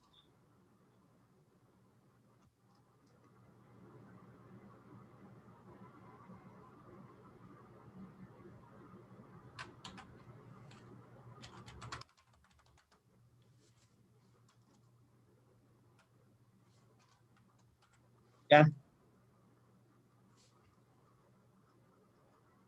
I'm sorry, say that again. Were you talking to me or Leah? Yes, no, to you. I said Leah did mention about reducing the size of Ring Road to 12-foot lanes, which leaves a 10-foot that may be used for pedestrian access, sidewalk, planting strip, something to that effect. Is there anything in chapter 14 that road has to stay the size it's put out? Mr. Chair, that's a private road. And certainly the fire marshal would be the one to decide whether or not they can or cannot drive their fire equipment through there. And I suspect Leah has already done much of that investigative work. I would think that even though it had some reduction in width, that would probably add to any kind of traffic calming more than anything. But I don't think that chapter 14 at this point has anything that prevents it from reducing at that area. Thank you. Before I call on you, Dan, with your hand raised up, Eric raised his hand, and we'll get to you, Ms. Jenkins. Eric, go ahead. Yeah, Mr. Chair, members of the commission, I'd counseled Leah on the idea of a road diet, which in my experience, 34-foot width is an extraordinary width for any particular road locally. There's plenty of room for what would be called a road diet or a restriction that would enable emergency vehicles, that would enable buses, and working close with the transit, 11-foot wide width lanes are more than sufficient. This leaves a total of 12 feet to be considered for additional landscaping and pedestrian movements. I don't think that's unreasonable.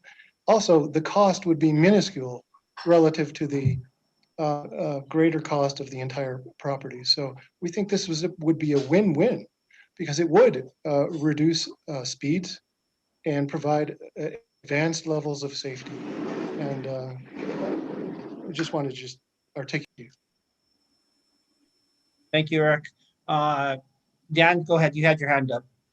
Yeah, Mr. Chair and members of the commission, I think after listening to all of this, and I probably should have maybe thought a little bit closer, but I'd like to add another condition to my recommendation from staff, that the applicant shall include the 40 parking spaces proposed for shared parking to the lot line adjustment and designate those parking spaces. Okay, So that will be part of my recommendation. okay. We'll tackle that when we get there. Commissioner Satania. Oh, I'm sorry. Excuse me for 1 second. If we can go to Ms. Jenkins, her hand wasn't up, but I told her I'd get back to her. It's okay. Thank you. You find Ms. Jenkins? Okay, sorry about that. Commissioner Satania, please. Yes, I have one last question for Ms. Jenkins. Do you have any sections that run through that can show elevations? I think it's an important point that was made that the adjacent property actually sits below. And then I was also interested in the height compared to the existing parapet heights of the mall. I do not have any cross sections, but I can pull up some topography that shows the relationship of the ring road to the property to the south. Would that be helpful? Yeah, and then if you could also speak to the existing heights, the parapet heights of the mall, if you know that as well. The adjacent directly, there's a variety of parapet heights, but most adjacent, the parapet heights range from around, on the facades, around 25 to 30 feet. And then at the peak, there are some other architectural elements that bump up over in the over 40 feet. Okay. So I will share my screen one more time. So this is the existing topography. And so you can see this is all relatively flat, and we are at a slightly lower elevation than the main. Jenkins, we can't see your screen if you're trying to share it. Huh. I thought I was sharing. Let me just try this. I can see it. Can you see Is it me?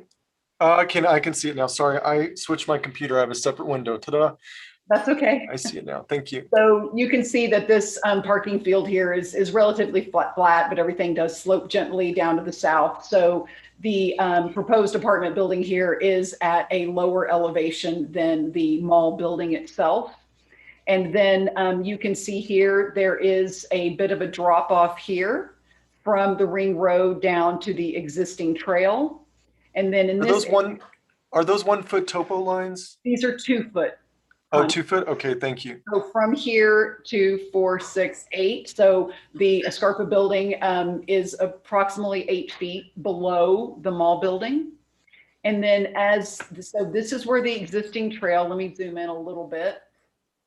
So this is where the existing trail terminates. And then there's that existing crosswalk that gets you over to the connection to the sidewalk connection up to the mall. And then where the Turquesa Trail is going to start is right here. And then that is going to move west. So we're pretty much at grade at this point with the ring road. So this is all relatively flat in this area as far as the relationship of the trail alignment. And then as we approach moving further west, then we get into a little bit more of a grade change here. And then we approach the intersection of Office Court Drive, sidewalk improvements here along Wagon Road. And this is where that trail connection will terminate. So it's really in this area where we have the grade change. And I'm assuming the property that's being developed, you're going to flatten that out to accommodate the new construction, correct? Of course, yes. And do you know at what elevation that's going to fall on? I can relationship to. Yeah, I can look that up. I could look that up real quick, and then we can maybe come back to that. But I can. Yeah, of course. Pull up the, I just want to understand. I just want to understand the topography in terms of how the position of a 4 foot building. I mean, a 4-story building. Excuse me. Absolutely. Okay, thank you. Commissioner Satania, we'll get back to you. Acting Fire Marshal Geronimo has his hand up, so let's hear from him real quick if we would. And while Ms. Jenkins is looking that up. Good evening, Chair. Chairman Gutierrez. Sorry about that.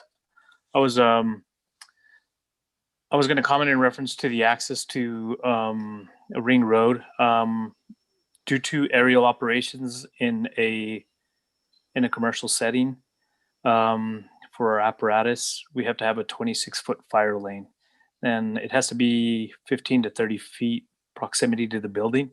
So that gives us the angles to ladder that building. And I don't know what the reduction request was, but I heard about 12-foot lanes. So I guess that would be 24 total.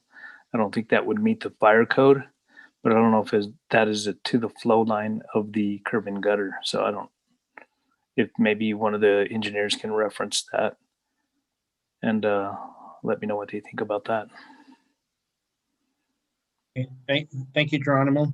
Yes, sir. Jenkins, are you ready to get back to Commissioner Satania? We're looking that up. I have some assistants here trying to getting that information real quick. But yes, I would like to speak really quickly, if I may, Chair Gutierrez, to the fire marshal's statement that yes, because of the building height, any building over 30 feet, you know, which is essentially a 2-story building, you do have to have a 26-foot fire lane that surrounds that building. And you do have to have some separation. So the minimum that we could shrink the ring road adjacent to the building would be down to 26 feet. Still leaving you with? It looks like it would leave at about 8 feet, more or less, 7 or 8. Thank you. No, actually, no, it's actually be about 6 feet. My apologies, I'm not doing my math very well today. So yeah, it would leave us about 6 feet up against the building.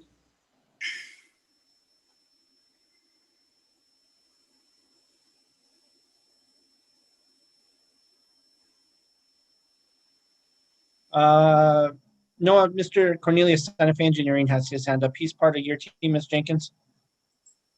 Yes, okay, he is. If we can have him sworn in and we'll let him speak. Do you swear, Mr. Cornelius, under the penalty of perjury, that the testimony you're about to give is the truth, the whole truth, and nothing but the truth? I do.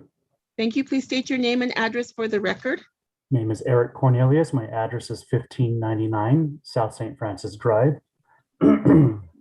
Thank you. Right. I just wanted to add on to what the fire marshal was saying regarding the 26-foot width for the fire apparatus access road.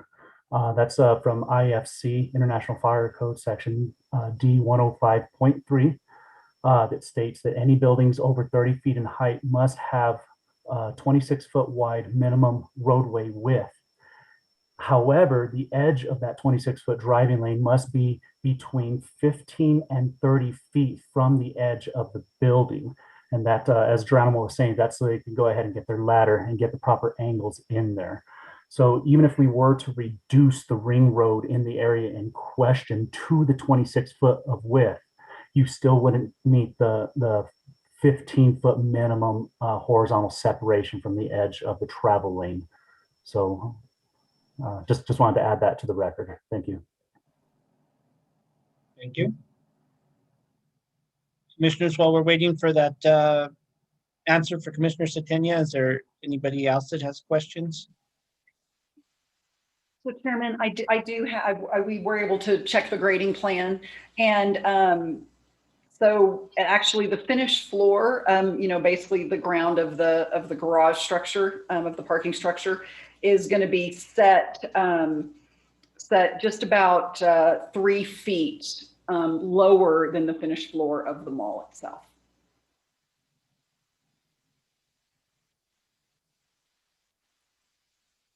Thank you, Commissioner Satania. That answered your question. And do you have any follow-up or other questions?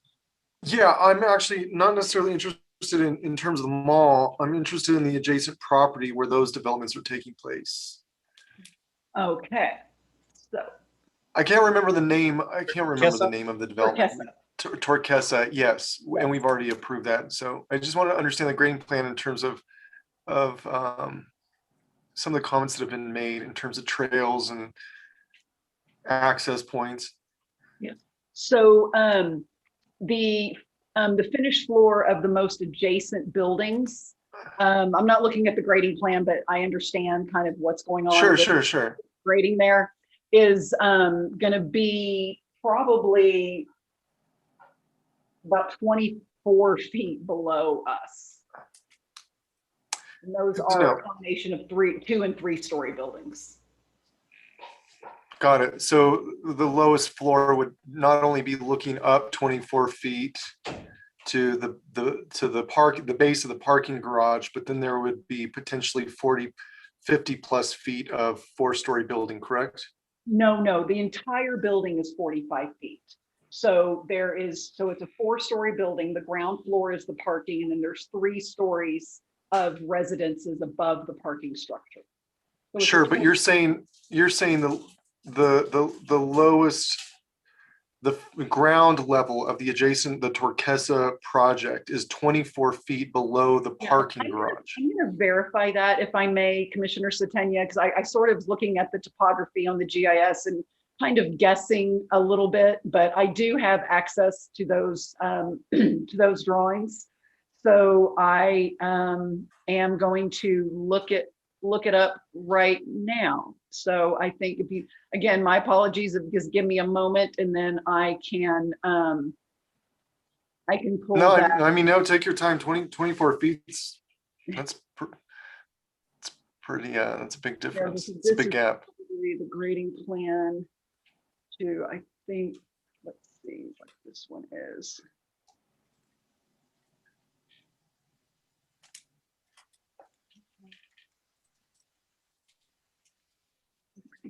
Okay, so it's not as low. Okay, so that looks to be at, let me just pull up one more plan here.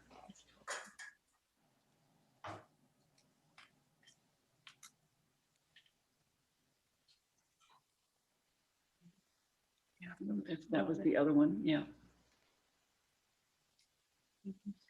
37. Yeah. So the finished floor of the buildings directly south of Escarpa is at 37. So it's about 12 feet. So I did misspeak. So it's about, so those buildings are set down about 12 feet lower in their finished floor than our finished floor will be. Okay, got it. Thank you. Yield the floor, Commissioner Satania. Yes, thank you. No other questions. Thank you, Commissioner Garcia. Thank you, Mr. Chair. I just have maybe a question. So we were talking about the sidewalk and the walking lane that's on the south, I guess, south side of Ring Road. And that with the new development is going to be close to the same level of Ring Road. A portion of it will be. Well, yeah, and the one closest to the development, not the one farther down towards the old Sears building, I'm assuming. Correct. And then that being said, if we're talking about if that walking trail is ADA or if it does satisfy a pedestrian traffic, could there be a crosswalk there of some sort that goes across to satisfy that walking? Absolutely. There would definitely be an opportunity for an additional crosswalk across the Ring Road, and I could show you exactly where that could go. Let me just do this one more time. So I'm looking at the topography as we speak, and so where that actually could go, it would actually go right here. It would work really well. You could definitely do a crosswalk here to connect from that trail. And so that would be right in this location here.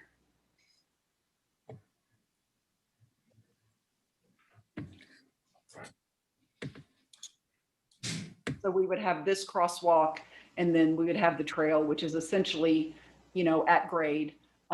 With the Ring Road, and then another crosswalk in this location. And that is a stopped controlled kind of little intersection here. So that would be very supportive of a pedestrian crossing there.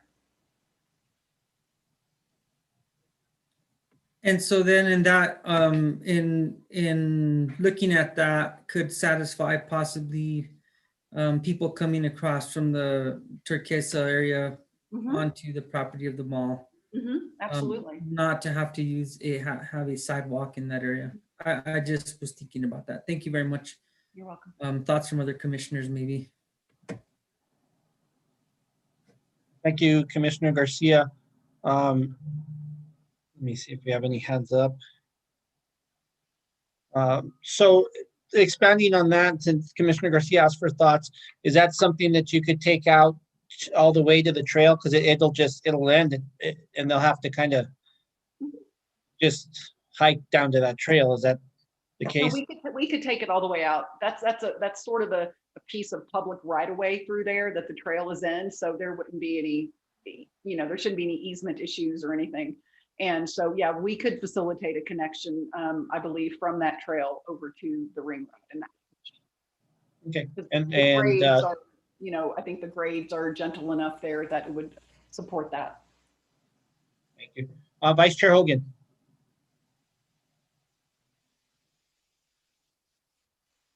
Thank you, Mr. Chairman. I think we've kind of talked about this for quite a while. I'm understanding from the applicant that they are not in agreement with a condition requiring a sidewalk. So I don't know whether or not they're willing to study this condition, bring it back, or what the alternative is. But I think we could, try to solve this problem all night, and it's not, at some point we have to move on. Okay. Before we move on, hands started going crazy. You mind if we call on them, or do you have some more? Did you want to further input? Mr. Chairman, I just wondered if you're ready for a motion. Okay. Yeah, let me just get these hands real quick. Leah, please. Yeah. So, and I'm not sure exactly what the procedures are, but we definitely would be open to, modifying it to say that there would be further study, or, that we could come to an agreement after this vote. Okay. Is that all, Leah? Oops. Yes, that's it. Okay. Dan. Yeah, Mr. Chair, members of the commission, I could offer maybe a modification to a condition that has, we've done this in the past, the commission has, perhaps something like the sidewalk along the Ring Road shall be reevaluated by the DRT prior to filing. If enough room is available, the sidewalk shall be required. If it is determined there is not enough room, the condition is null. And that way it gives the applicant and that can be modified, but it gives the applicant and the appropriate DRT members to actually take a better look at whether or not there can be a shortening of the road, whether there can be a remedy to addressing the issue. And if there absolutely is no remedy, by the numbers, then the condition just falls off. And you're no better off than where you were now, because you just couldn't do it. If I may offer, Chair Gutierrez, on this point, I would like to suggest, I would like to, if possible, have a decision on the project this evening. And I would like to offer as a potential compromise, kind of similar to what Mr. Escobar proposed. But I understand that the primary priority, as far as the commission feels like the south side of the building adjacent to the Ring Road in some capacity is the most desirable location for a sidewalk connection along the building. And we obviously we have the constraints in that area that we have discussed this evening. So as a potential condition of approval, that a sidewalk shall be provided either on the south side, which is the first option. And if it is determined in working with the land use department, working with Public Works, working with the MPO, that is not feasible, that we would provide a sidewalk connection on the north side of the Okay. But we would provide one regardless. And we can also provide the crosswalk and the connection to the new trail extension in that location that we described momentarily ago. Okay, thank you for your input. Dan, it looks like we're getting ready for a motion. So you wanted to add a condition of approval. I just want you to restate that before we kick the motion. Commissioner Garcia, then we're going to Director Isaacson, and then to Vice Chair Hogan. Commissioner Garcia, you have the floor. Thank you, Mr. Chair. And I just wanted to reiterate again, and my understanding that this is a final approval. It's not going to anybody else. And so that we are all knowing that we're voting on that tonight. Thank you. Thank you, Commissioner Garcia. Director Isaacson. Thank you, Chair, fellow commissioners, Ms. Jenkins. Just from listening to the conversation tonight and the idea of the crosswalk extending to the Turquesa Trail extension.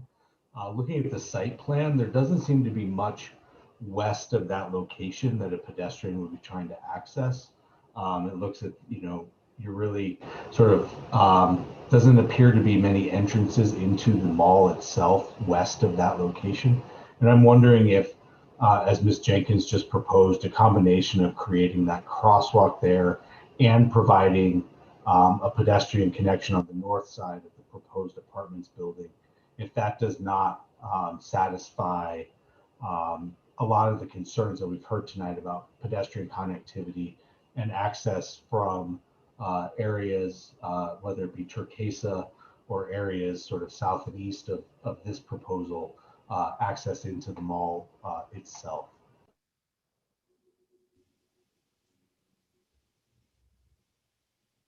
Thank you, Director Isaacson.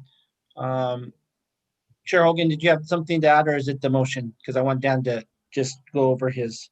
Well, I do want to clarify that, I don't really dig in on everything, but this is sort of, I just think it's bad urban planning. And I know the people that they got on that team, it's not that hard to fix. I feel like that we should stick to our guns and ask for a sidewalk and let them work it out. There's a number of different things that could be done that are not that insurmountable. And so I'm willing to make a motion, but I don't think that the applicant is, I want to give the applicant a final chance to say something. Otherwise, I'll go ahead and make a motion. Okay. Ms. Jenkins, do you want to respond? Thank you, Chair Gutierrez, Commissioner Hogan. So my primary concern with respect to the sidewalk on the south side, yes, is anything can be engineered. And I think we all know that. And but we are dealing with some fairly significant constraints. And sliding the building, we have an L-shaped building, and we can't slide the L any further north. Yes, we are potentially already relocating that electrical line, but I think we can accomplish what we're set out to accomplish. And we are willing absolutely to drill down a little more on that south side and see what's feasible. And working with staff and working with our engineering team to do that. And if it works, we'll do it. But we also want to think about what is the pedestrian environment that we're creating, because we have a limit. We have a 26-foot road we have to maintain. I'm very limited on how I can shift this building. And what is that pedestrian experience on the south side building going to be? But if it's a short run, so it's not like it's going to be, horrible just for that short, bit necessarily. And if we can make it work, I will tell you, we'll make it work. But I think it's good to have a plan B kind of in our back pocket, that if that doesn't feel like the right approach, that we do have another alternative on the north side of the building. Thank you. Dan? Thank you, Mr. Chair. The condition that I would put forward, since the mall owns the property as well as being the developers, the applicant shall include the 40 parking spaces proposed for the shared parking in the lot line adjustment and designate all parking for residential use. Okay. Thank you. Any other commissioners? Seeing none, Vice Chair Hogan. Thank you, Mr. Chairman. In the case of 2020 2999 4250 Cerritos Road, Santa Fe Place Mall Apartments Development Plan, I move for denial of the development plan. Thank you. Do I have a second? Commissioner Satania will second. Okay, motion by Commissioner Hogan, second by Commissioner Satania. Discussion. Any commissioners? Okay, see no hands raised. Melissa, if you will go to a vote. Yes, Commissioner Clow, Commissioner Clow, I think you're muted. Yes. Commissioner Hogan, Yes. Commissioner Garcia, Yes. Commissioner Lawrence, Yes. Commissioner Picarello, Yes. Commissioner Satania. Yes. Muted. Yes. Okay, the motion has been approved. Did we get everybody or Did I miss somebody? Picarello, Commissioner Picarello, did you vote? Yes, she Got did. everybody? Okay, Yes, sir. okay. Well, the motion was approved. Thank you. Moving on. We're gonna go to case number 2020-2369. Chair, I think we need to, sorry to interrupt. I think we need to deny the findings of facts and conclusions of law as a second motion. Is that true, Sally? Since the motion failed, is there? Thank you, Chair. I'm not concerned about a motion on that. It's not a separate agenda item, and they're clearly not applicable as drafted. So what we will need to do is draft findings that do reflect the commission's decision, and we can submit those at the next meeting. Yeah, that'll be fine. So it's okay, we move on and the commissioners can send you findings of facts for this case. If it pleases the commission, Dan and I can do what we did on the last set, which is circulate a draft probably before it goes in the packet for additional suggestions, if you'd like. That would be great if you would, please. Okay, thank you. Okay, thank you.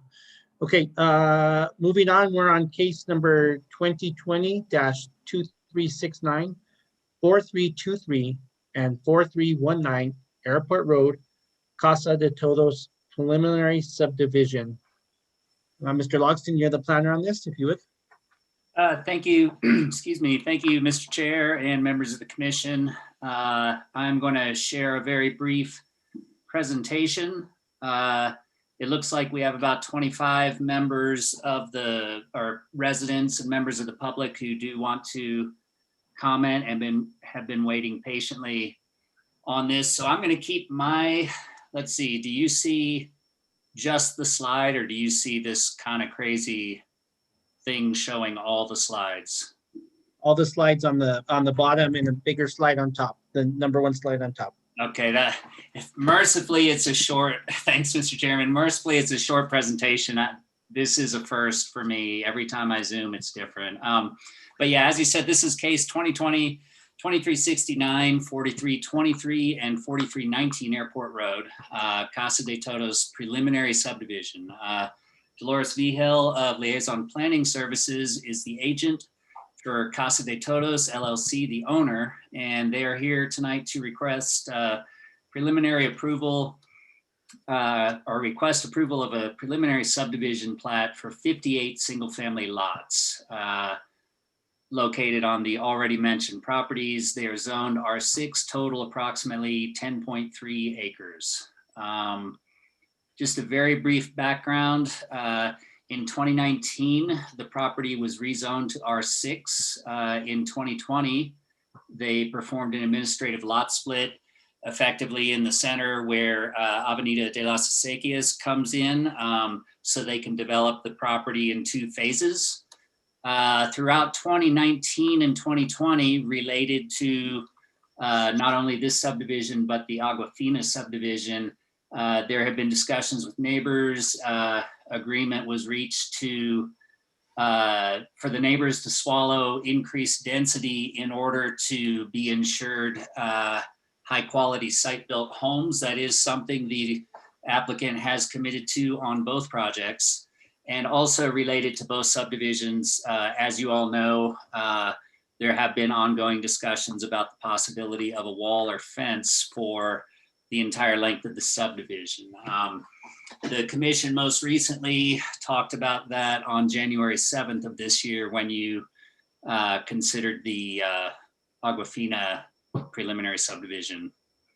Just briefly, once again, as a refresher, this is kind of the lay of the land. Airport Road down on the bottom, Agua Fria Street at the top, Rufina in the middle. So the Aguafina subdivision, which you gave preliminary approval to, comes and ends here. The one we're looking at tonight is here. And of course, there would be a connection between these two. This one, I apologize, this is going to be really hard to see. Let me see if this, do you see it in a larger format now? Okay. So this is it's a pretty crude graphic, but this shows you the basic lay of the land and the roads. These are the two parcels we're here considering. So it would be developed in two different phases. But this is the intent with the roads.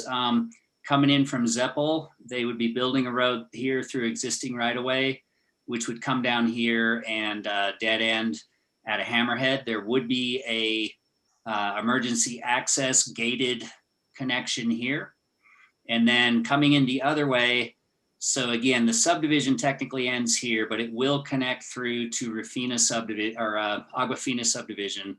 And this road will run all the way down, turn onto Avenida de las Acequias. And of course, this road is existing here, Calle Tahoe, but this is just to kind of show you the direction that traffic can flow. And so finally, I think my little window here is in the way maybe. Finally, the recommendation from staff is that the commission should approve the preliminary subdivision plat with the conditions of approval listed in the report. 3 motions would be required. Approve or deny the plat, approve or deny the applicant's request for a proposed innovative street design, and approve or deny the findings of fact. That's all I really have to say. I will let the applicant go into greater detail on the sorry, trying to figure out how to stop sharing. I'll let the applicant go into greater detail on the subdivision itself, and I'll stop there. Thank you. Thank you, Lee. Dolores, hi, are you ready? You're muted, and if You're you'll be muted. sworn in. Hello. Hi there. Do you swear under the penalty of perjury that the testimony you're about to give is the truth, the whole truth, and nothing but the truth? Yes, I do. Thank you. Please state your name and address for the record. My name is Dolores Vigil, P.O. Box 1835, Santa Fe, New Mexico, 87504. Thank you. Good evening, Mr. Chair and Commissioners. I know it's been a long night already. I'll try to make it brief, but we are here to answer any questions that you may have.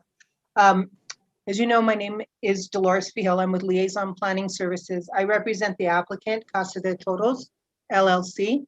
We also have our team members here to answer any questions that you may have. Carl Summer, Summer Carnes and Associates, Maury Walker, Walker Engineering, Orlin Guerrero Ortiz, she's with Design Ingenuity, and the landscaper who's not here to answer questions, but for the record, it's Yellowstone Landscaping who assisted us on this design. I'd like to share screen, if I may.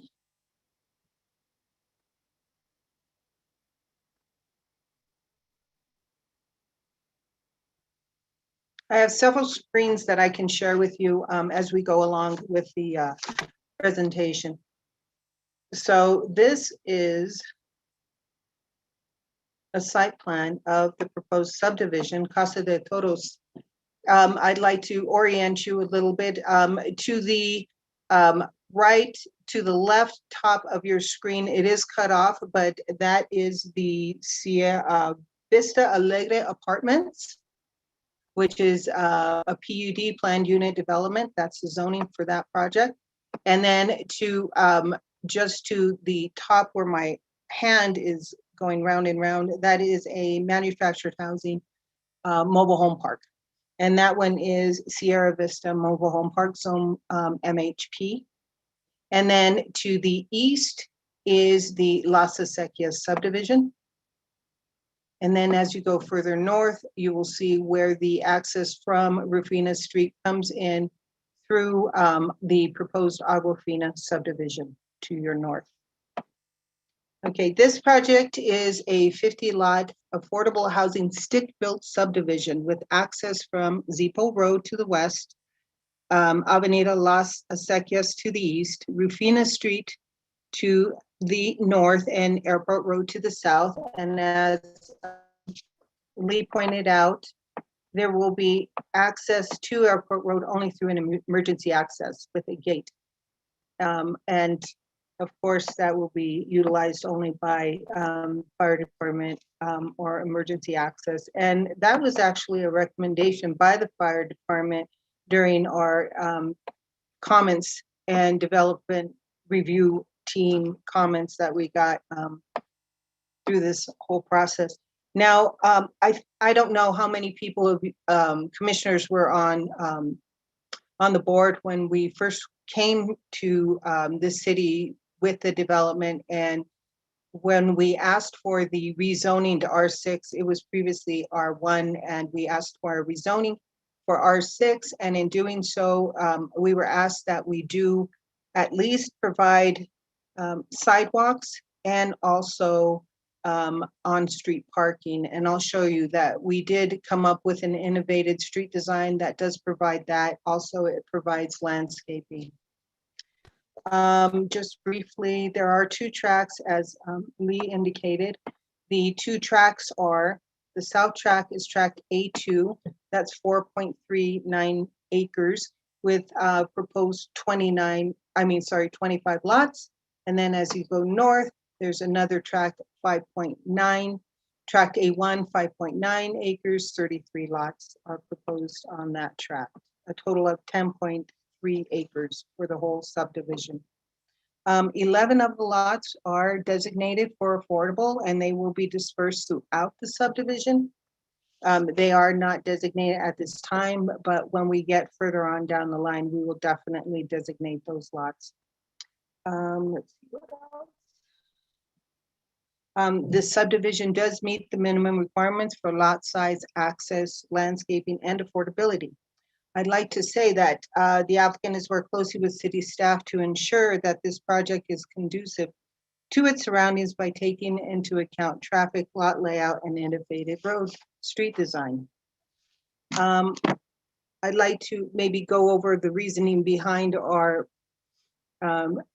innovative street design. First of all, this is a very narrow lot. So in keeping with the requirements for road design, we came up with a, let me show you right here.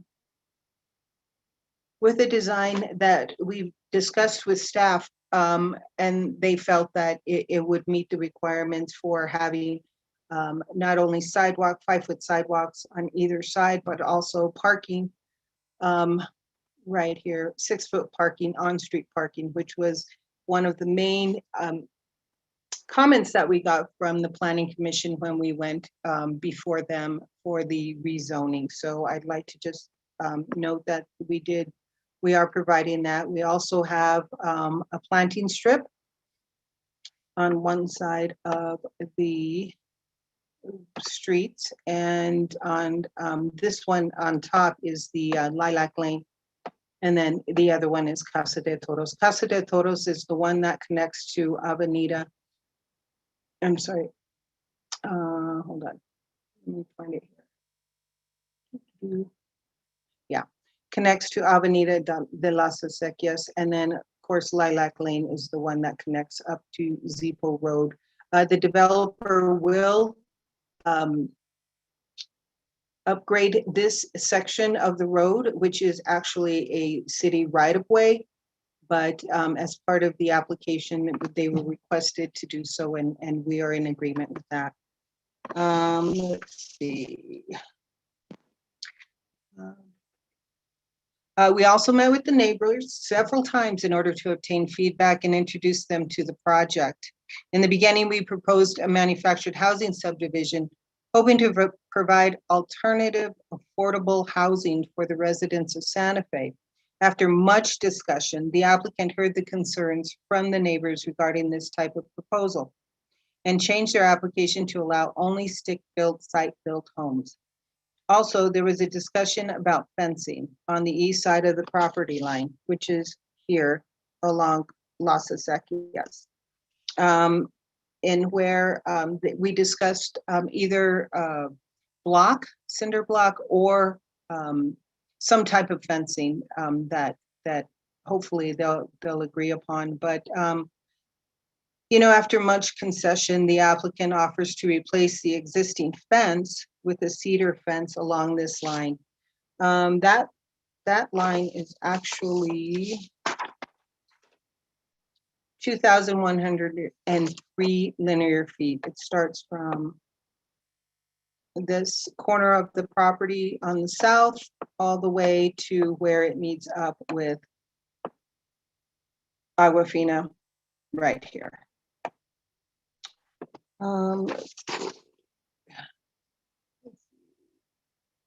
We feel that we have worked closely with the neighbors, and we've met with staff several times, in which the previous traffic engineer, John Romero, gave us this idea for a street design that doesn't cut through the property and kind of lessens the amount of traffic that will be generated by this project. And so that's why we ended up with this type of design.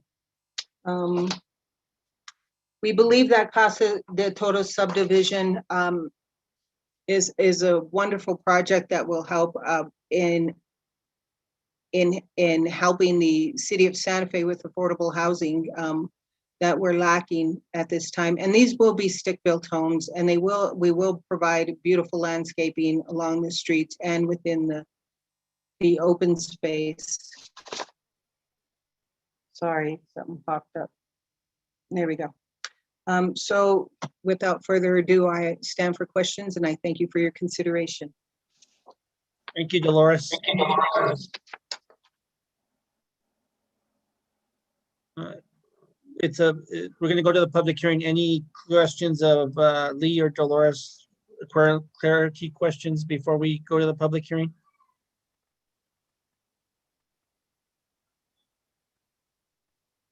Okay, I don't see any, so we're going to go to the public portion hearing of this meeting. If you'd like to testify, please raise your hand. Do we have anybody on the phone, Noah, or just? Chair, it looks like we did have somebody calling in, but we don't anymore. So there's nobody on the phone. We just have a few hands raised.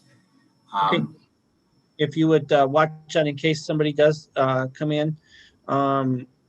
If somebody's, how many hands do we have up? Chair, we have 5. Okay. 6. If you guys want to speak to this, I'm trying to figure out how much time. Please raise your hand so we can. Okay, it looks like it's staying at 6 for right now.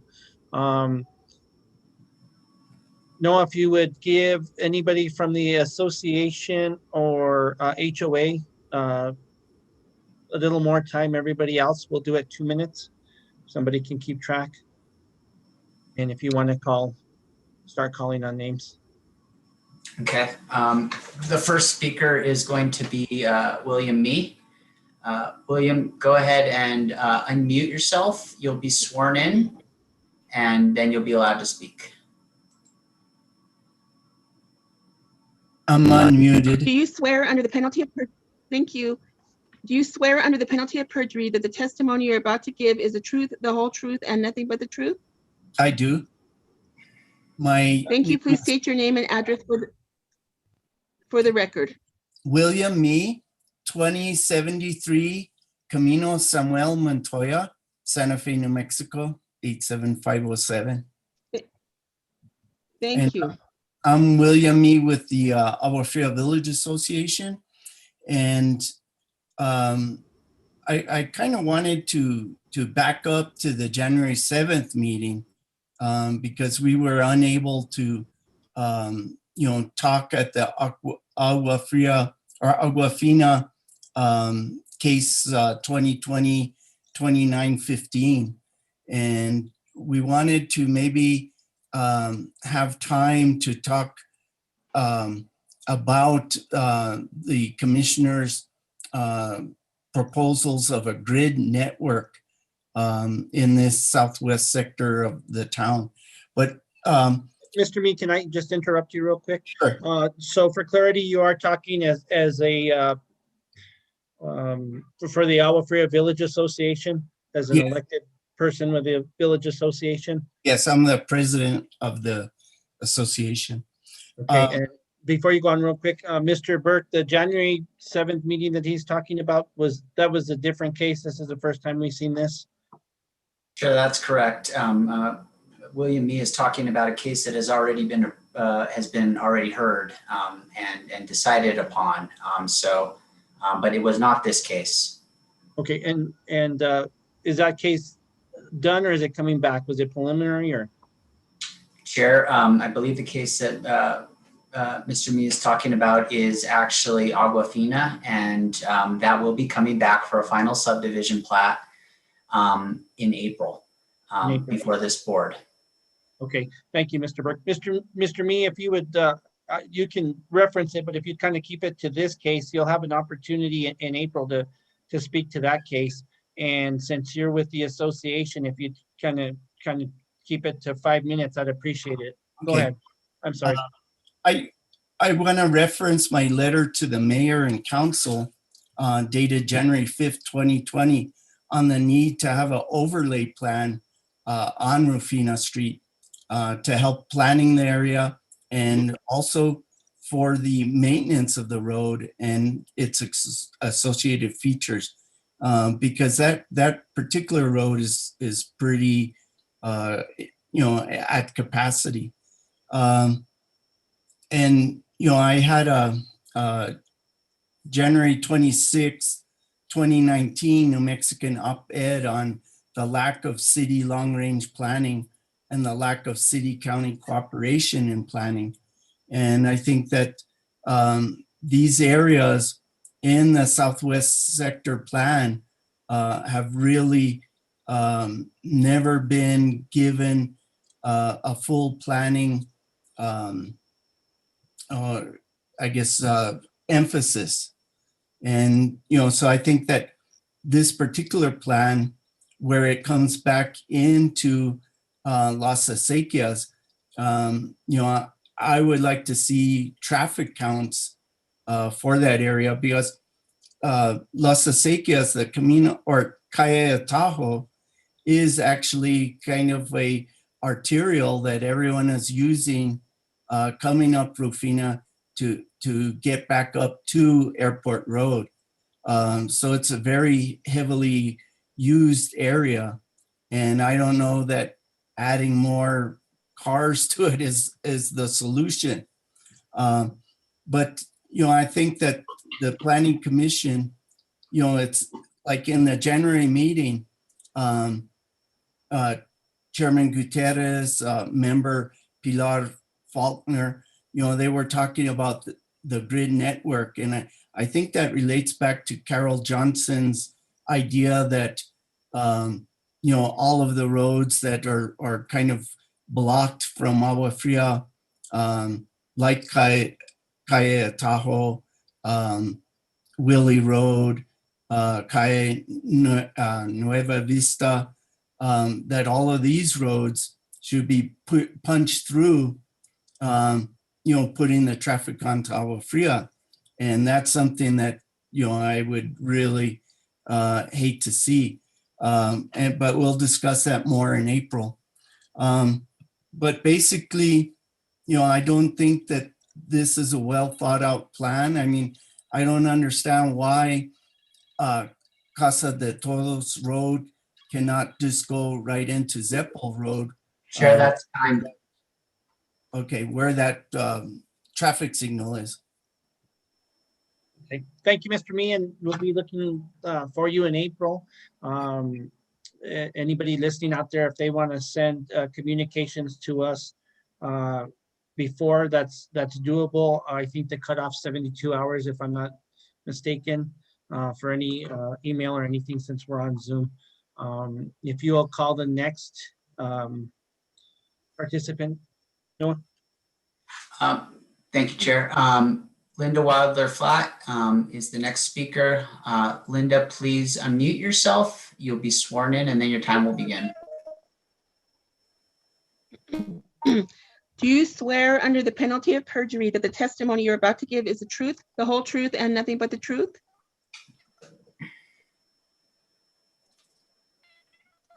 Hello? Linda, are you there? Ms. Blatt? I can hear like a mousy voice, like really slightly. It might not be working. Linda, you might have to click on your audio control where the mute button is and click on the little arrow next to it and then go to audio settings and make sure that your microphone level is all the way up.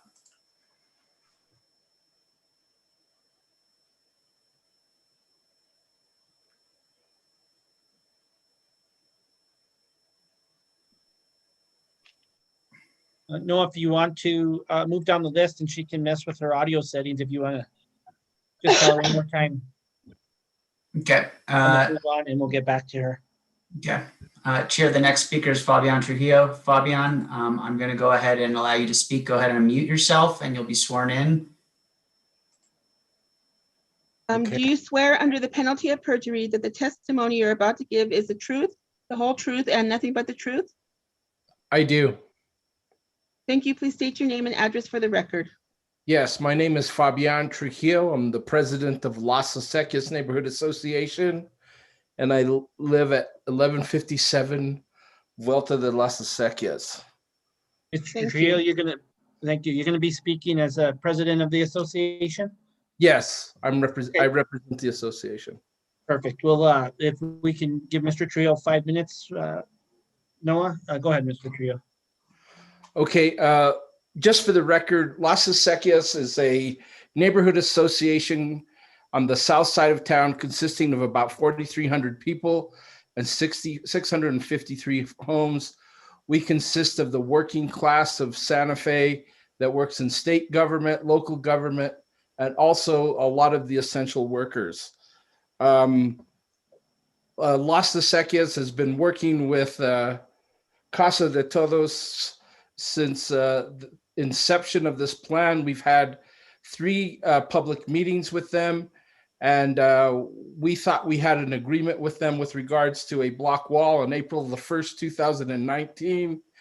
There was a 6-foot block wall that was agreed to in a public meeting with the neighborhood association by Rudy Rodriguez Jr. And last Friday on February the 26th, Mr. Rudy Rodriguez Jr. called me up personally and told me that he was going to renege on this wall. So one of the main things is Las Acequias does not support the approval with this subdivision unless the 6-foot block wall is put into conditions by the Planning Commission for these 3 reasons. 1, we believe it's safety. It'll mitigate crime. 2, the cost of the wall is not very expensive and has been emphasized or by both Mr. Sumner and Mr. Rodriguez. And also we wanted to prevent construction debris. First of all, crime. We've had a crime wave in Las Acequias just 2 weeks ago. We had a shooting that came from the park. We believe that a barrier like this would help mitigate that crime that's coming from Senda del Valle and all the other parts of the Las Acequias property line. And so we've also had a lot of property crime, and we believe more people and and is going to exacerbate that. So we would like it for that reason. The other thing is there's been other construction over here, and there's been debris that's happened, and there has been so we want this to control or mitigate the construction debris for this construction project. And then the next thing is the cost. The cost has been flouted at roughly at $120 to $125 a linear foot. We spoke with Kokopelli Landscaping, and they say they can do a 6-foot block wall for $30 a square foot, which comes out to roughly $2,524 home, which is significantly less than the $7,000 that Mr. Summer has quoted us in a private meeting. So we think this cost is worth it for the value, for the safety, and all the other things that we discussed. Therefore, we ask that the Planning Commission only approve the subdivision with the condition of a 6-foot block wall for the reasons we stated. I also have a couple of other questions. Dolores Vigil has been talking about affordable housing, that this was an affordable housing project. First of all, there are 58 units. I would like to ask how many of those are affordable housing and how many are market rate? And also if Casa de Todos is going to be getting subsidies from the Affordable Housing Trust Fund for those affordable housing units, and what they are going to be used for, and if they are going to if they do not get those subsidies, would they still do a affordable housing project? So Mr. Chair, members of the Planning Commission, I thank you for the time tonight, and I close and reserve the balance of my time for other members of our board. Thank you. Thank you, Mr. Trujillo.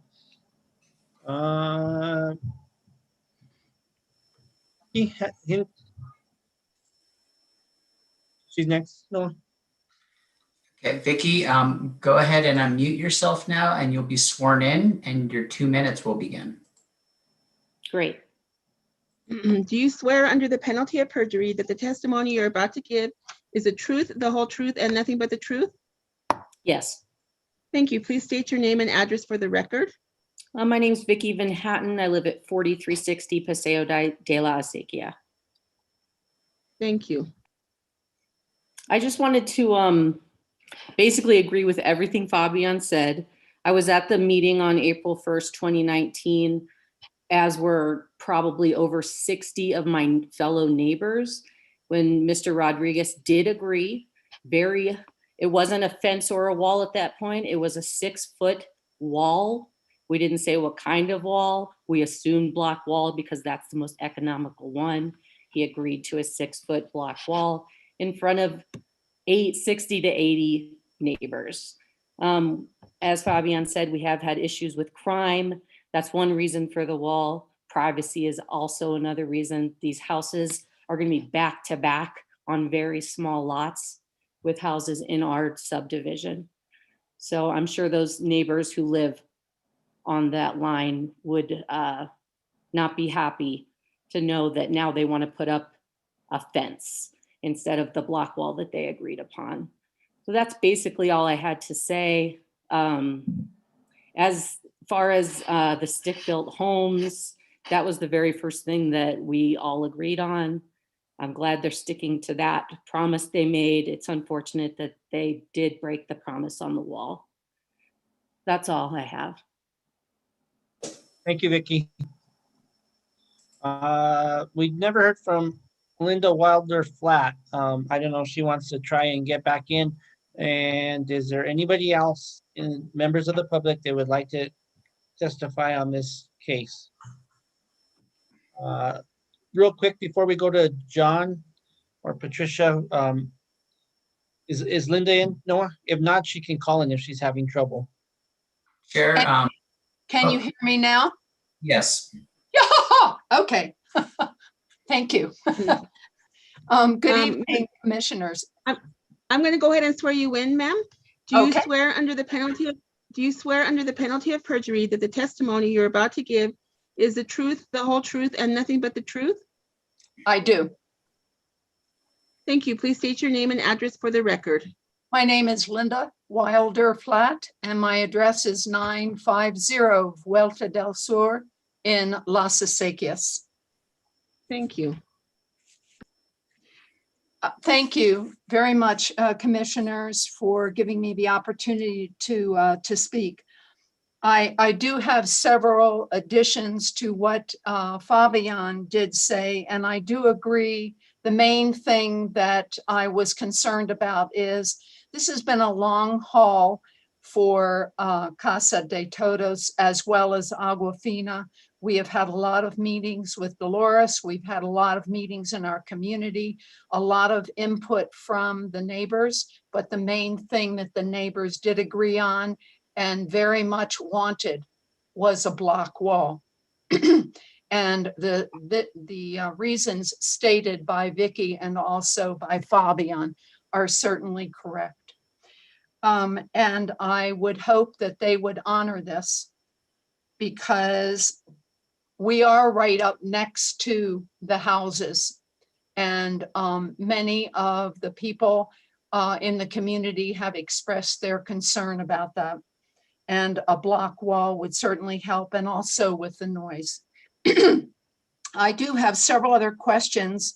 And one is the entrance that will be off of Avenida de las Acequias and entering and exiting, I'm assuming, for all of the residents in the northern part of Casas de Todos.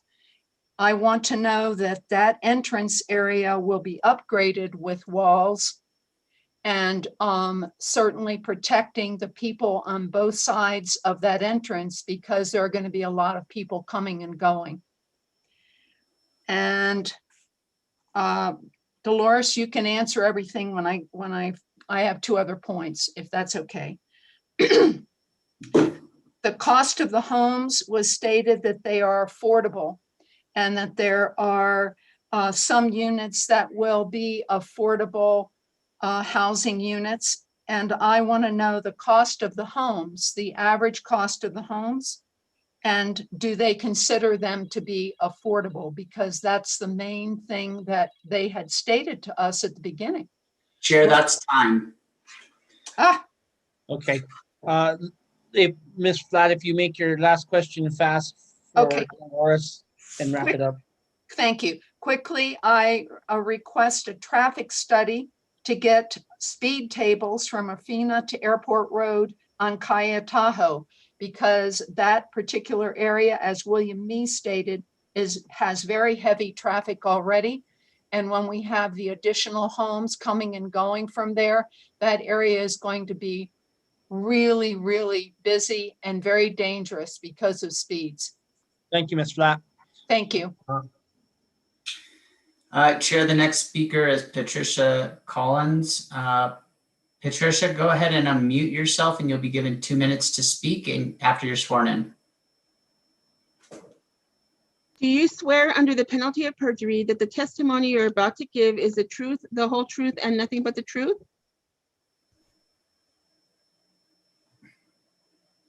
Ms. Collins?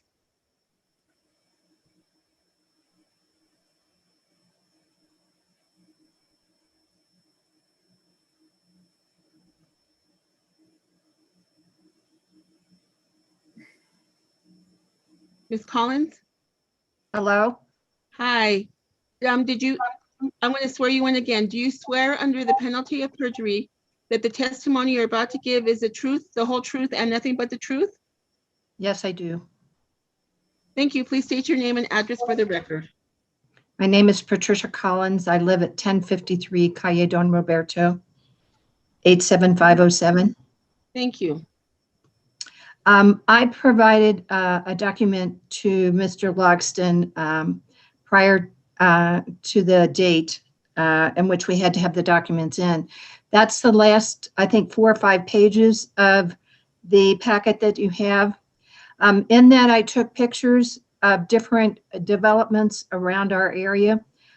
There were 4 subdivisions and 1 apartment complex. All of these subdivisions have 6-foot block walls, as you can see in the pictures. I've also described in the pictures where these places are located. 3 of them are not directly adjacent, but they're on the other side of the manufactured home subdivisions. That'll be between his property and the subdivisions, the Cielo Azul. Also, the apartment complex Vista Alegre has a block wall that will be the west side of Mr. Rodriguez Jr.'s property. The other thing is we had a meeting with Mr. Sumner on December 28th. In that meeting, there was discussion as requested by the Planning Commission to talk about what kind of structure would go up along the edge of the properties. In that meeting, he said that he would discuss the block wall with Mr. Rodriguez and get back to us. At that meeting, he said he was representing both Casa de Todos and Agua Fina. Mr. Sumner never did get back with us, and so we have been left hanging here in terms of negotiations with the Rodriguez family. So the residents in the area want a block wall, and I think in terms of the aesthetics and composition, that the block wall should be composition of the neighborhood, the block wall should be erected. Thank you. Thank you, Patricia. Anybody else, members of the public that would like to speak to this case? I don't see any hands up, so if you want to speak, now's your chance. It does look like John Flax would like to speak. John, go ahead and unmute yourself, and then you'll be sworn in and you'll be given 2 minutes. Thank you. Do you swear under the penalty of perjury that the testimony you're about to give is the truth, the whole truth, and nothing but the truth? I do. Thank you. Please state your name and address for the record. My name is John Flax. I live at 4751 Agua Fria Street. And I would just like to echo something William Mead said earlier. This is more long range, but I hope that we can have some real studies done on traffic in this area. Agua Fria already is, there's a couple hours of the day when it's pretty much unpassable. Meadow Lane, the lights there are ridiculous. You can sit there for 3 or 4 lights before you can get through. So, you know, I really worry, as William stated, that those traffic nubs get pushed out and traffic begins to be routed to Agua Fria because it will become completely impassable. So, you know, this is not specific to this project, but I think it's specific to development in the whole area. We really need to look long range at traffic patterns. Thank you, John. Chair, the next person to speak is going to be Robert. Robert, go ahead and unmute yourself now, and then your 2 minutes will begin after you are sworn in. Hello. Hi. Do you swear under the penalty of perjury that the testimony you're about to give is the truth, the whole truth, and nothing but the truth? Yes, I do. Thank you. Please state your name and address for the record. My name is Robert Benavides. I live on 1288 Chestnut. I live right behind where we're talking about this wall. Thank you. And I want to say, oh, I'm sorry. I'm Anita Trujillo. We live together in this house. We own 2 houses right here. We are right on the corner of Avelina de la. I'm sorry, Anita, I'm sorry to interrupt you, but we'll need to swear you in as well. So what, Robert, why don't you go ahead, Okay. since you've been sworn in, and then pass the phone, or if you're not going to speak, pass the phone. Okay, we talked to Mr. Rodriguez several times about a wall. At the time, it was not a problem. And then I found out, because I've been out of town, I found out that he wants to put a 6-foot fence, or he's thinking of putting a 6-foot fence. I don't think this is right. I think he should stick to his first commitment. And I own 2 houses on this street along that wall. And I think he should follow up on this. That's all I have to say right now. And the traffic is really bad here. Thank you. Thank you, Robert. And the lady with you, if she wants to be sworn in, she can testify since she's there with you. Okay, Yes. ma'am, do you swear under the penalty of perjury that the testimony you're about to give is the truth, the whole truth, and nothing but the truth? Yes, I do. Thank you. Please state your name and address for the record. My name is Anita Al Trujillo. I'm at 1288 Chestnut as well as 1293 Chestnut. Thank you. Go ahead, Anita. So what our concern is, thank you. Once again, our concern is that wall.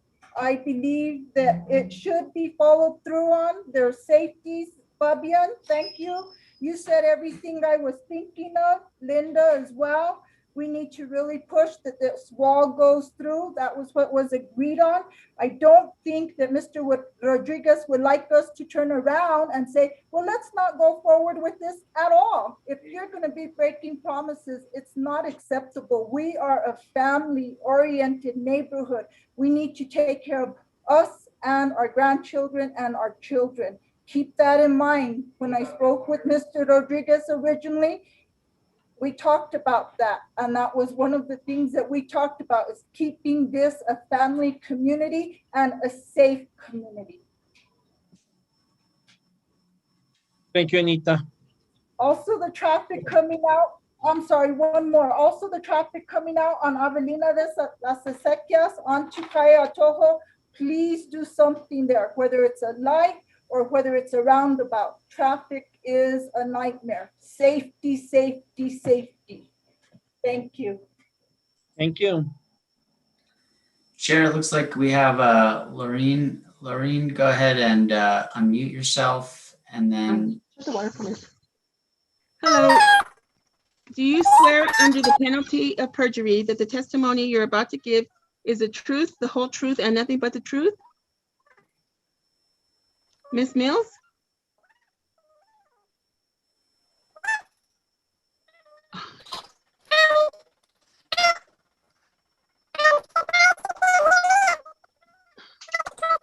Ms. Mills, I'm not a Zoom expert, but we're not having a good luck on our end. Go ahead, Mr. Burke. Chair Gutierrez, if I may. Yes, please.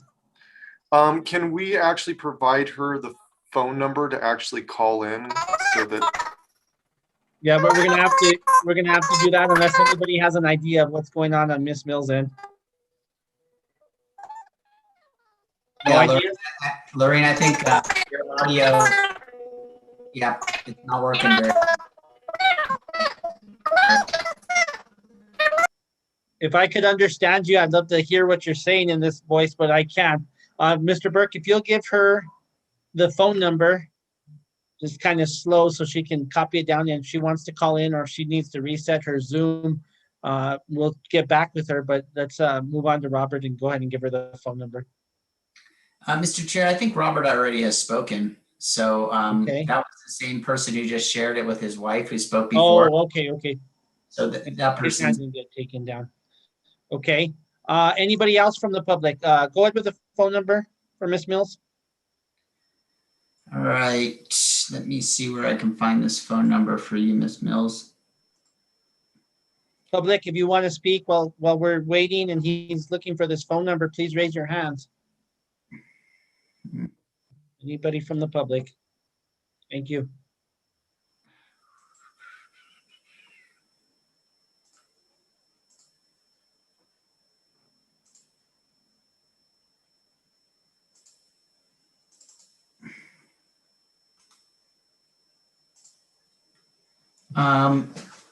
Chair, if she would like to call in, she can call into 1-346-248-7799. Again, that's 346-248-7799. And then when she does call in, if she'd like to raise her hand, she can press *9. Okay. Ms. Mills, if you'd call in or try and get back a hold of us, we're having problems with your audio. Is there anybody else from the public that would like to speak?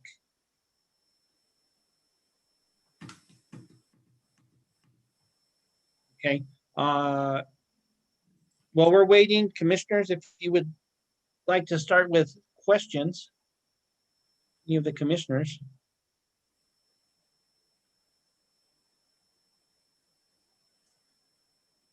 Mr. Satenia. Yeah, I just want to take this as an opportunity to reiterate, this is another example for the need to provide updates to our general plan with these narrow tracts of land.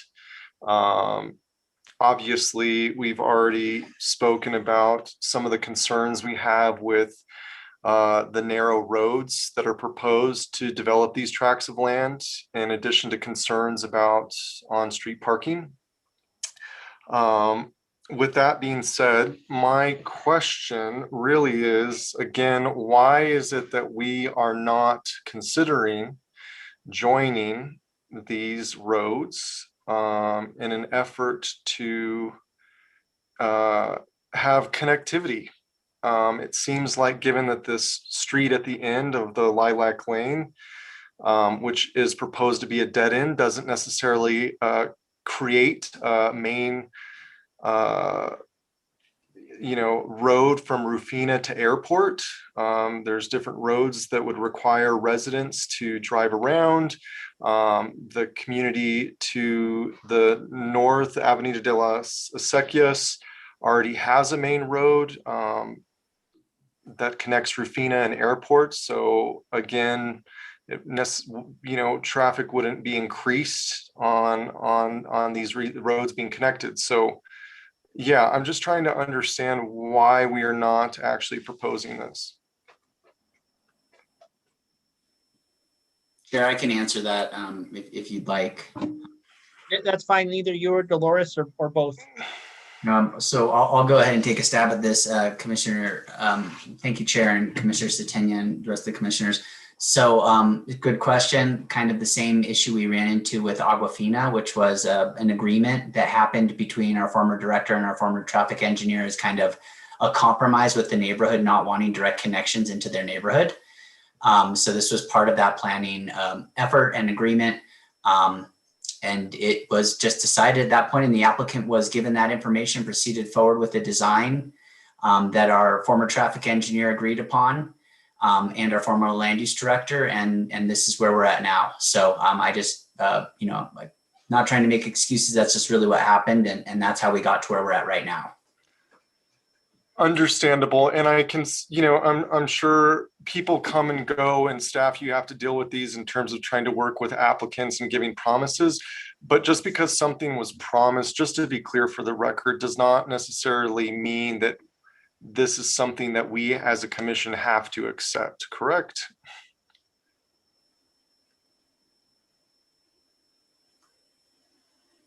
Noah? Is that, I'm sorry, was that a question or a statement there?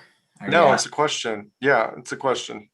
We don't have to, as a commission, accept this just because there was an agreement put with a staff member previously that it has to be approved in this manner.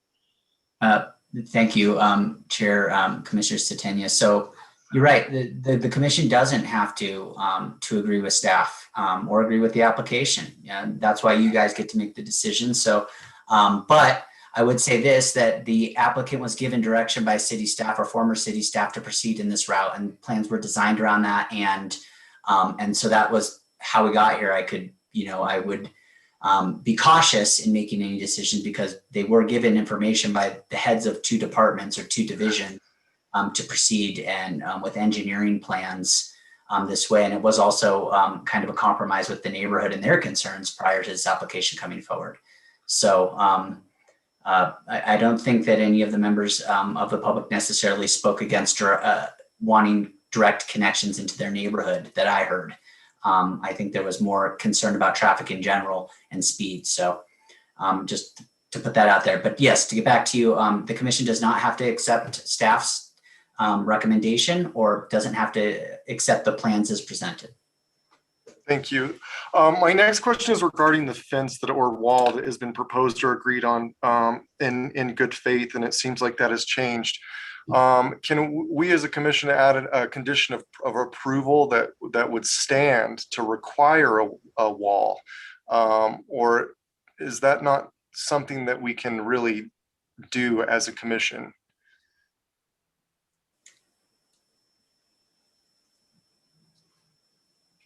Chair, did you want me to answer that, or was that directed at somebody specifically? Sure, to you, Noah. So the commission has the power to impose a condition that would be that could be a wall potentially versus the fence. I think that it's well within your power to require improvements such. And if Sally thinks that I'm wrong on those powers and duties, let me know, because we've been kind of talking about this a little bit. I would just elaborate that if the commission finds that it's a necessary improvement to serve the development or to meet the one or more of the subdivision criteria, then it is an appropriate condition of approval. Thank you. And Noah, question to you again. Do we have any examples or precedents that have been set where we've just required walls in this instance, or is this usually agreed upon between the developer and surrounding areas? I'm just trying to get some background because this seems like it's very important to the surrounding communities, and I just want to make sure what we can and cannot do. Chair, Commissioners Satenia, thank you for that question. So, off the top of my head, which, is kind of tired right now, but besides that, I would say that probably one of those, what comes to mind was GeoLane. And if you remember, that was behind kind of a monastery or church type of use that was there. And then the subdivision by Mr. Reeder that was abutting that, the neighbors kind of wanted a wall, and they were able to work, and some open space that Mr. Reeder dedicated to them. So that comes to mind. I don't think the commission necessarily required it, but I think it was kind of a happy medium between the neighbors and the developer that I can remember offhand. So it looks like Lee has his hand raised. He might remember another example. Thank you. Excuse me. Thank you, Noah, Chair and Commissioners. I just wanted to add to that one on GeoLane. That was ultimately written as a condition of approval in a good faith demonstration to the residents. What I mean by that is that Mr. Reeder agreed to do that on his own.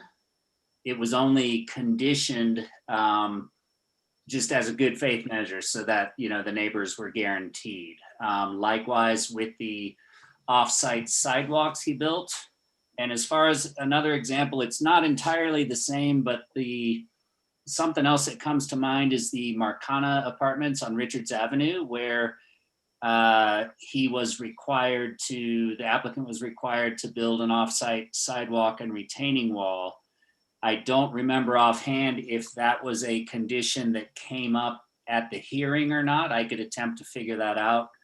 Lee, I think it was for impact fee. Well, credits. That's what I was going to say, and that's why it's not apples to apples exactly. Thank you, Sally. Is that he was given impact fee credits in order to do that offsite improvement. So it's a little different situation, both of those, I would say. Yeah, I don't really remember in the past couple of years while I've been on the commission that we've actually enforced something without there being goodwill. So I just want to kind of point that out. And I guess my next question would be to the representative of the developer. I'm sorry, I don't remember your name, and your title says liaison planning. If you can, would the applicant be willing to consider that tonight, given that this is an important, pain point for, his neighbors? My name's Dolores. Hi, Dolores. Thank you. Hi, you're welcome. Sorry about that. Commissioner Santera and Chairman Gutierrez. Now, when we discussed this at the last preliminary plat application for Agrofina, there was a condition that was placed on that where the applicant would have to work with the neighbors to come up with some type of agreement, or at least talk to them about what works for both. We did do that, and Mr. Summer can talk to you more about that in detail, and where we discussed the possibility of either a wall or a fence. And since then, we have come up with some numbers that we think are true numbers. I don't know about Cocapelli's number for a wall. That seems very low to me, but the contractor that we did contact is saying that it's $120 linear foot. So, and that's only for the block. It doesn't include the rebar, doesn't include the installation. So for this subdivision, that comes out to $252,000. And that adds to the cost of the project. And unfortunately, that would raise the cost of the housing. And I think someone had brought that up. What is the cost of the houses? And I'm not a real estate agent. I don't know what the cost of housing is to date, but we all know that it's all going up. And, 3-bedroom homes, 4-bedroom homes, I mean, over $300,000. And so, we're trying to keep it low. That's why we started off with the manufactured housing subdivision, but then we did compromise and we said, we will do stick-built homes, and we'll put that in our covenants that, state that only stick-built homes would be allowed. Also, there are other concessions that the applicant has made. We provide pedestrian connectivity. We also are paving the roads. At one point, that wasn't part of the project presentation, but yes. I'm sorry, I hate to I'm sorry, interrupt. I went on. I apologize. Commissioner Satenya, you have the floor, but if you don't mind, we did get a call in over there. Noah, do we have a call in? Do you think that's Ms. Mills? Yeah, thank you, Chair. It looks like Lorraine has his or her hand up, and I also have a call in. Lorraine, if you are calling in and listening to this, can you press *9 to raise your hand from your phone so I know if that's your phone, or if you fixed yep, that's you. Okay. So Lorraine, I'm going to go ahead. Hold on real quick. Commissioner Satenya, do you mind if we go back to the public hearing and I'll get back to you? Yeah, that's fine. Okay, thanks. I'd like to get the public hearing out of the way. So go ahead, Mr. Burke. All right, Lorraine, go ahead and unmute yourself. It should show up on your phone right now. And you'll be sworn in, and your time will begin. Do you swear under the penalty of perjury that the testimony you're about to give is the truth, the whole truth, and nothing but the truth? It is indeed. Thank you. Please Can you state hear your me? name and address for the record. Yes. My name is Lorraine Mills. I live at 4197 Agua Fria Street. I'd like to wish you a good evening. It's lovely to see your faces. You've had a long night. I'll make it short. Thank you for riding with me over these communication challenges. I wrote like 5 paragraphs in the chat that disappeared, but I'm on the phone now. And I just want to say, as a resident of the Agua Fria Village, the traffic issues out here and more developments, it is really affecting our quality of life, the noise, the pollution, the safety, the inability for me to get out of my driveway at certain hours of the day. And because of South Meadows and the hundreds of apartments that are coming in there, I would love it if a visionary could step back a little bit and look at the overall picture. Do we need the 4-lane Rafina? You know, we're creating more and more traffic.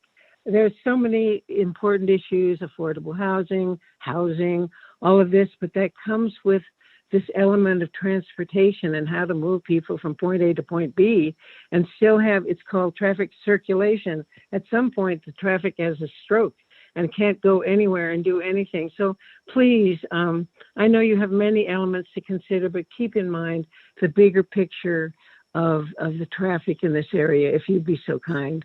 Anyway, I thank you for your time and your patience. I'll get better at this. But that's just, it doesn't require a response. Just if you could consider how this is going to affect all the neighboring communities, particularly us old folks in the traditional historic village of Agua Fria. Thank you very kindly. Thank you, Ms. Mills, and thank you for calling in. Members of the public, if there's anybody else, I'm gonna close the public hearing. So I saw hands go up and down. Mr. Trujillo, I saw your hand up. The call-in number is Ms. Mills, Noah, Chair, that's a different person, I believe. okay. So go ahead and call on him. If you are the 699 number, please unmute yourself. You'll be sworn in. You'll be given 2 minutes to speak. Can you hear me? Do you swear under the penalty of perjury that the testimony you're about to give is the truth, the whole truth, and nothing but the truth? Yes, I do. Thank you. Please state your name and address for the record. My name is Carmen Melendrez. I live at 1476 Acequia Borada. I'm the third house in from Airport Road with the planning area in question. A 6-foot wall, brick wall would be a minimum. You can imagine what this change is going to mean to myself and everybody whose backyards, you know, face the new development. The second thing I would say is traffic on Calle Atajo is already at maximum capacity. And at that intersection with Airport Road, there's probably an accident every single day because the light is very short and people chance it and are constantly getting into accidents. I'm 3 houses in. I see and hear everything. If there could be some kind of a traffic study, I know Lee Longston, who I thought, I don't know what his role is, but we've been talking about a traffic study for quite some time, and all somebody has to do is come park out there and see the speed and weight of the traffic on Calle Tahoe, and now to have a bunch of new houses. Everybody here owns 4 vehicles. You're not just talking about 1 car per household, you're talking about multiple cars per household. And so having that 6-foot wall and doing a traffic study would just be so amazing for you, please, because I know that Dolores and her, the owner of the property, we've had a lot of meetings with them, and this is the minimum that we've asked for at every meeting, and I think Dolores will agree. Thank you. Thank you, Carmen. Allegra? Allegra, go ahead and unmute yourself and you'll be given 2 minutes to speak after you're sworn in. Do you swear under the penalty of perjury that the testimony you're about to give is the truth, the whole truth, and nothing but the truth? You'll need to unmute yourself, ma'am.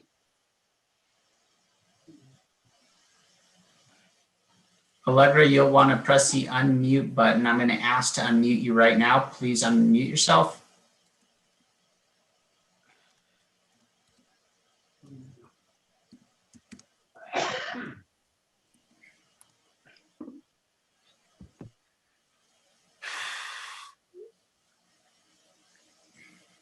Noah, let's go to the 312 area code if we haven't heard from them.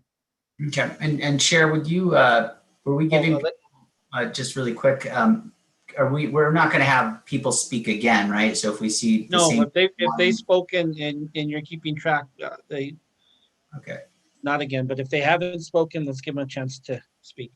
All right, thank you, Chair. The area code 312, go ahead and unmute yourself, 312, and you'll be able to speak after you're sworn in. Do you swear under the penalty of perjury that the testimony you're about to give is the truth, the whole truth, and nothing but the truth? I do. Thank you. Please state your name and address for the record. My name is Laura Chapane. My address is 2472A Alamo Lane. And I live just off of Agua Fria. And I'd like to emphasize again that the lines of sight from the driveways on Agua Fria are very short. It's dangerous pulling out onto Agua Fria from Alamo Lane as it is. And so many of the driveways along Agua Fria are like that. And so to add more traffic to Agua Fria would be a big mistake, in my opinion. So I thank you for your consideration of that fact. Thank you. Thank you, Doris.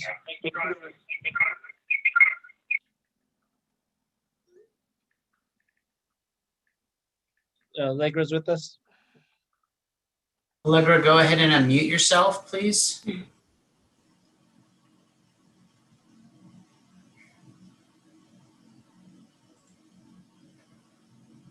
Allegra, it's the unmute button. It's on the left-hand side and it says unmute, and then you just want to click there.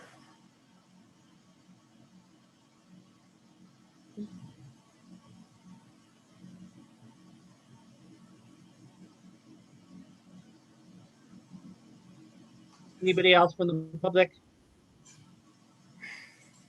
Sure, I don't see anybody else. I think Allegra's having some unmute issues. Okay.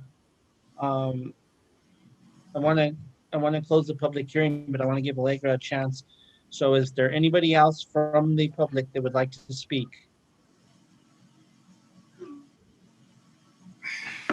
I don't see any hands. Allegra, your hand's up and down. The number is 346-248-7799. 346-248-7799. If you want to try and give us a call so you can be heard. Do you see any other hands from anybody? No? Sure, I don't. Okay. Mr. Trillo, you have your hand up. Before I close the public, I just have a question for you. So if you would just answer it, I asked a little bit last time, but we didn't have the public hearing open. Have you and the association explored the idea of cost sharing of this wall with your neighbors? Well, we have not had any discussion since December the 28th. I mean, but our association is not an HOA. It's a association where we provide monies voluntarily. So we don't have the funds in our budget to do any type of cost sharing. So that's not something that we can agree to. Okay. Thank you so much. You're welcome. Anybody else from the public that would like to speak? Allegra, if you call in, we will get you back on one more time. The number 346-248-7799. I'm going to close the public hearing with the exception of Allegra if she calls in, and turn it over to the commission. Commissioner Setenia, you had the floor before we went back to the public hearing. Yes, I believe Dolores was explaining, providing an explanation as to why a block wall is not agreeable. It was also raised by some of the residents that maybe early conversations necessarily didn't specify a block wall. So what I I think what is clear is that there are homes backed up against other homes with no barrier. And I think that's unique to the decisions I've at least seen over the past couple of years. So, you know, I think it might be important for us to actually consider that, along with approving the development, that there might be consideration for the public good, that barriers be created. So would the applicant be, consider, some other type of barrier besides a block wall, maybe a more affordable, as goodwill? Mr. Chair. Mr. Sumner, you're part of the team with Dolores, so if you want to speak, be sworn in and go ahead. I certainly would. Thank you very much, Mr. Chair. Mr. Summer, do you swear under the penalty of perjury that the testimony you're about to give is the truth, the whole truth, and nothing but the truth? Yes, to the degree I give factual information, yes. Thank you. Please state your name and address for the record. My name is Carl Summer. My address is Post Office Box 2476, Santa Fe, New Mexico. Mr. Chair, Commissioners, and Commissioner Setenia, the answer is yes. We would consider a barrier between the properties as you described. And I go back, if I may, just briefly to what Ms. Paez and what Mr. Burke said, and that is, can you reasonably require a block wall? I think the first inquiry is does the code require anything? The answer to that is no, it doesn't require anything. It does not. Period. And so it is not a requirement of the law that the developer or the property owners along that way put in a wall. I think that the policies that Mr. Trujillo spoke to, and I'm just going to tick them off: safety, construction debris, and he said he minimized the cost, saying that we had exaggerated the cost. So those were the three issues that he talked about. Well, a wall is not the end-all be-all of safety. What it is it's an amenity.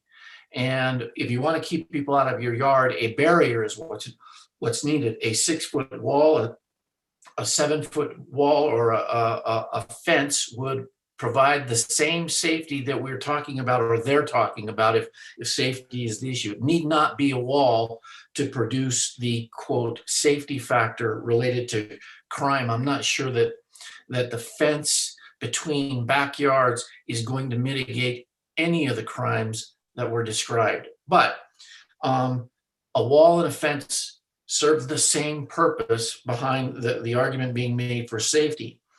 Construction debris. Obviously, construction debris is a temporary issue related to people who have things that come onto their property or blow onto their property. I'm not saying that that's going to happen here, but that was the complaint or the worry. A wall and a fence provide the exact same protection in that regard. Really, what we're talking about here is the cost of an amenity and who should bear the cost of that amenity. And the code does not say that the amenity is required. And I think that Ms. Paez accurately described what the law is.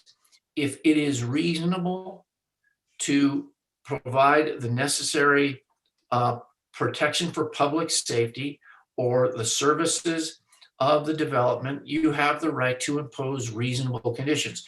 Obviously, that's very broad, vague, and that sort of thing.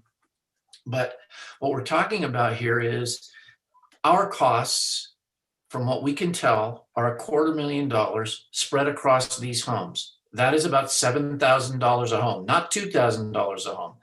And we all know who's going to pay that is the new residents.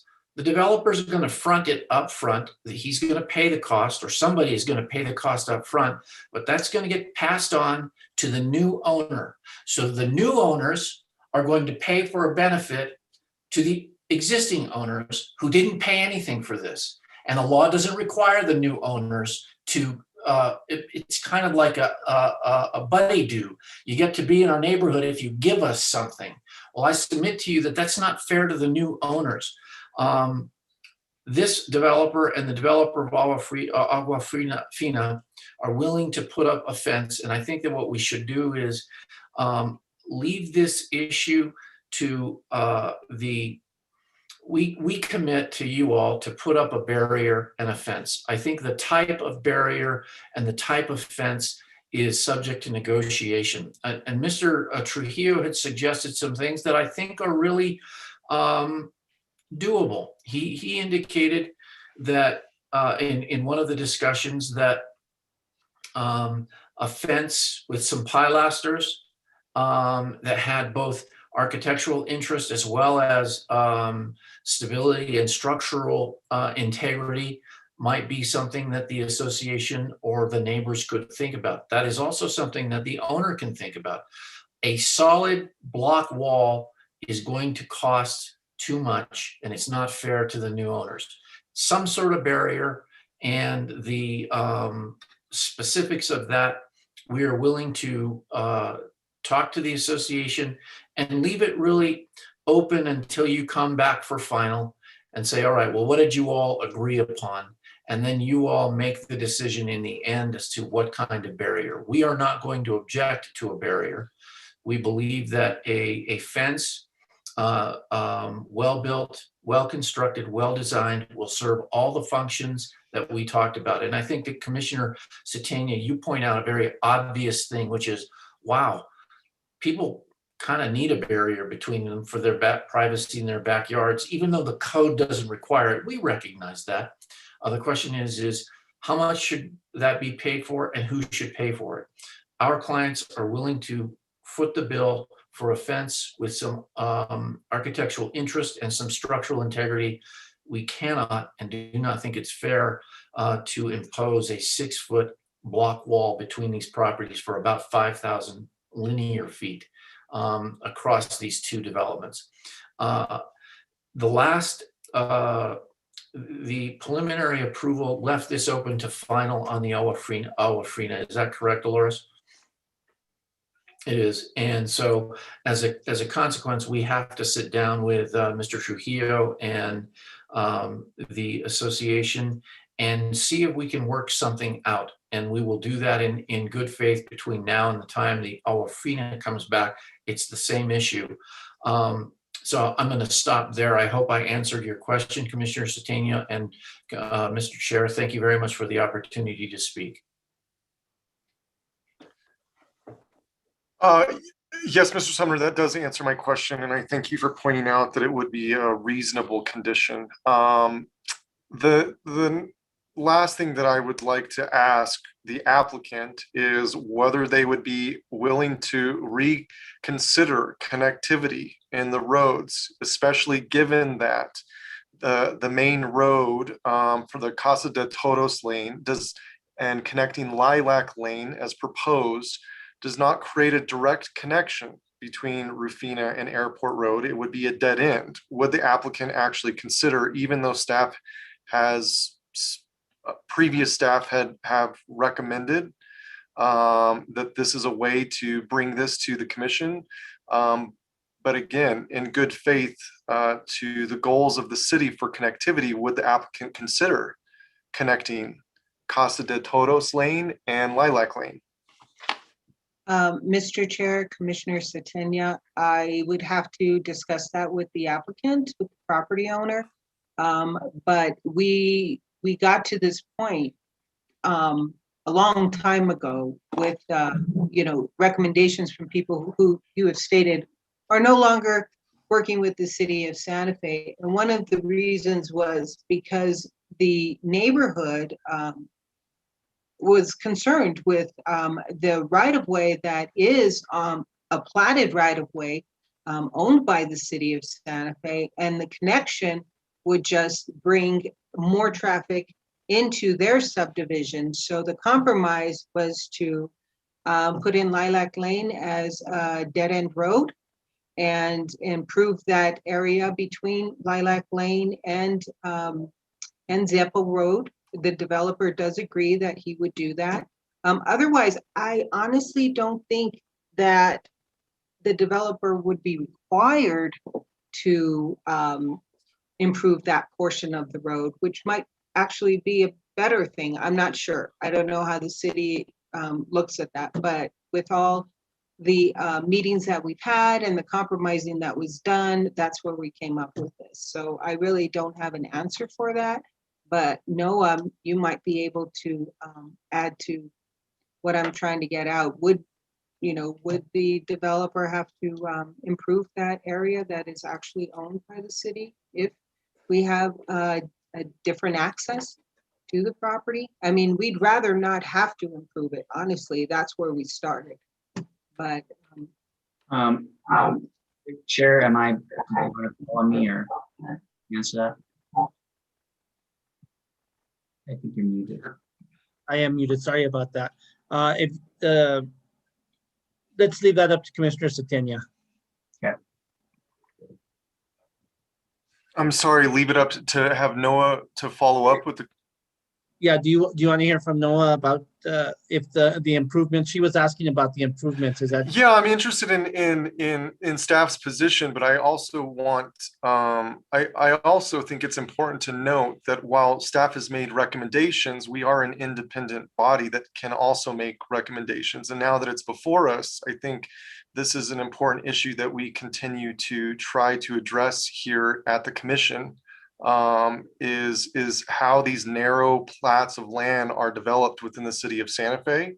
And again, as a commissioner, I'm just asking if the applicant would consider that. But yeah, I'm happy to let Noah respond from the staff's point of view.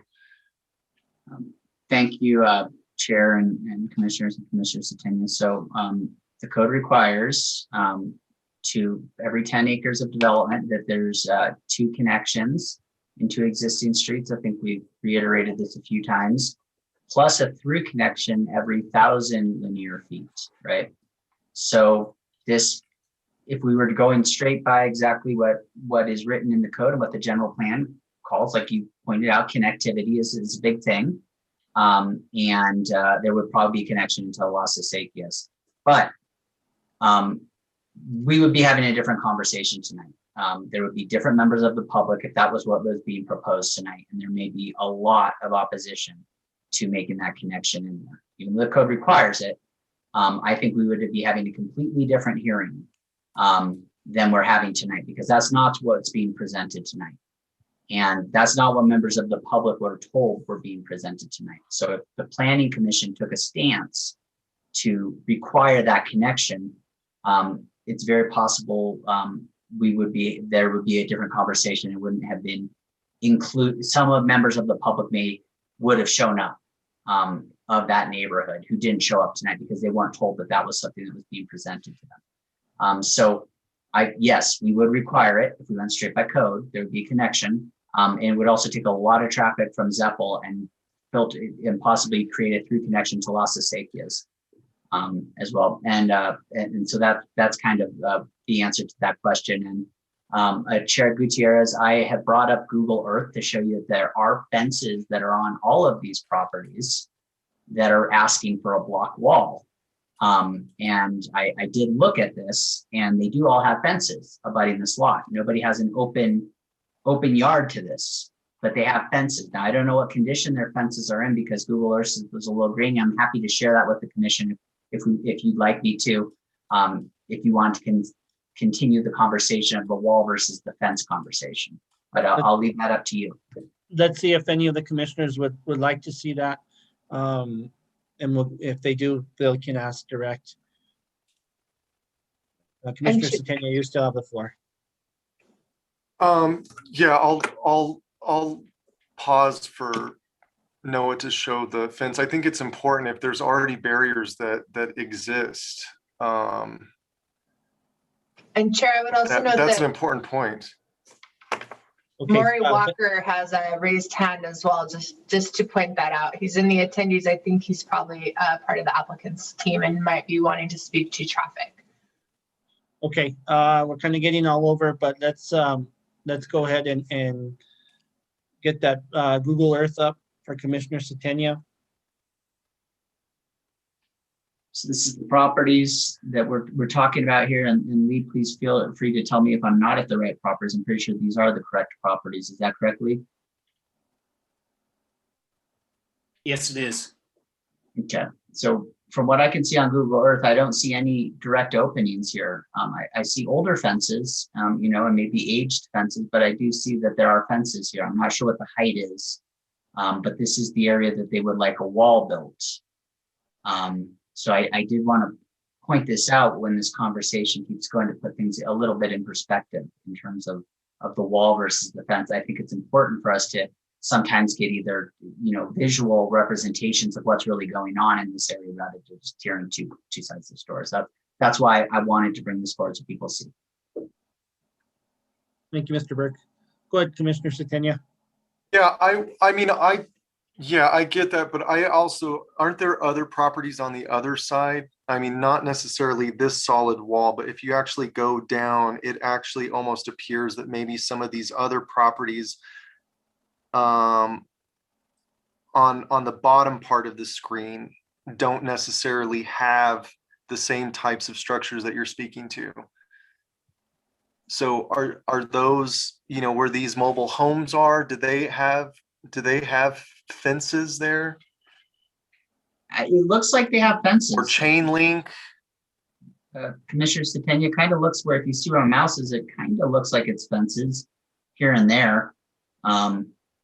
I'm not sure that those people were the ones who were testifying now, that they wanted a wall. I think that these people actually probably weren't, but I'm not sure. I heard a majority of Las Acequias Neighborhood Association are neighbors who identified themselves as Las Acequias, and then it looks like there might be walls here as well. Yeah, but I also would point out, we're not just taking into consideration as the commission, the neighbors and who's present or who's not. We're also talking about the safety and public good of the people that will live in the development. So, but I digress. I see that there are what appear to be additional fences. From what I saw on Google Earth, is that it looked like some of these homes further down were properties that actually did not include fencing. Like some of those right there. Some of those mobile homes don't look like they have any barrier to the adjacent property that's going to be developed.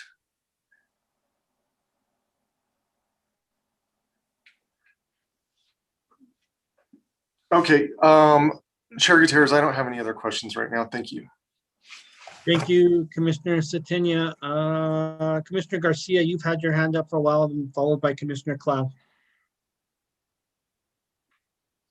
Thank you, Mr. Chair. Give me a second. My camera keeps on getting blurry for some reason. I do the settings here. I guess my question might be directed to Mr. Summers or to Dolores, but so the Aquafina development that we've already looked at for a preliminary, I believe you mentioned something, Mr. Summers, that we had basically approved it in fashion that the developer works with the association in regards to the wall. We left it in their hands. Is that correct?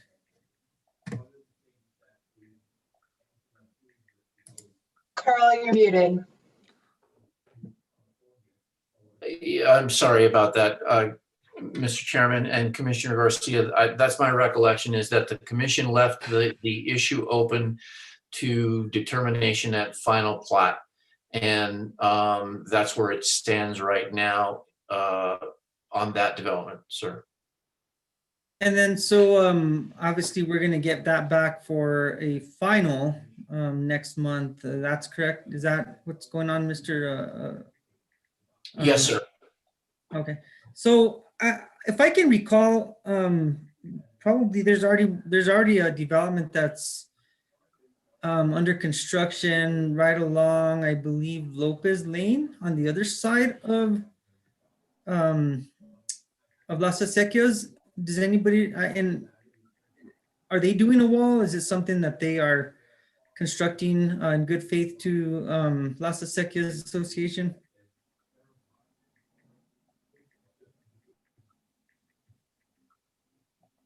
Is anybody? Sure, Commissioner Garcia, I think you're talking about Jackson subdivision at the corner of Lopez and, is that Lopez and Rapina? Is that what? That's on the other side of this development. Is that correct? Or am I thinking of a different area? Oh, I'd have to look, but that's the only one I can think of that's been approved in this area. Right, and I think that development is under construction right now. I guess my point or my where my direction is with this is that if we decide that a wall was promised to the association, and again, that's completely up to the developers. However, I'd like to stay consistent with the other developments if that was the case. So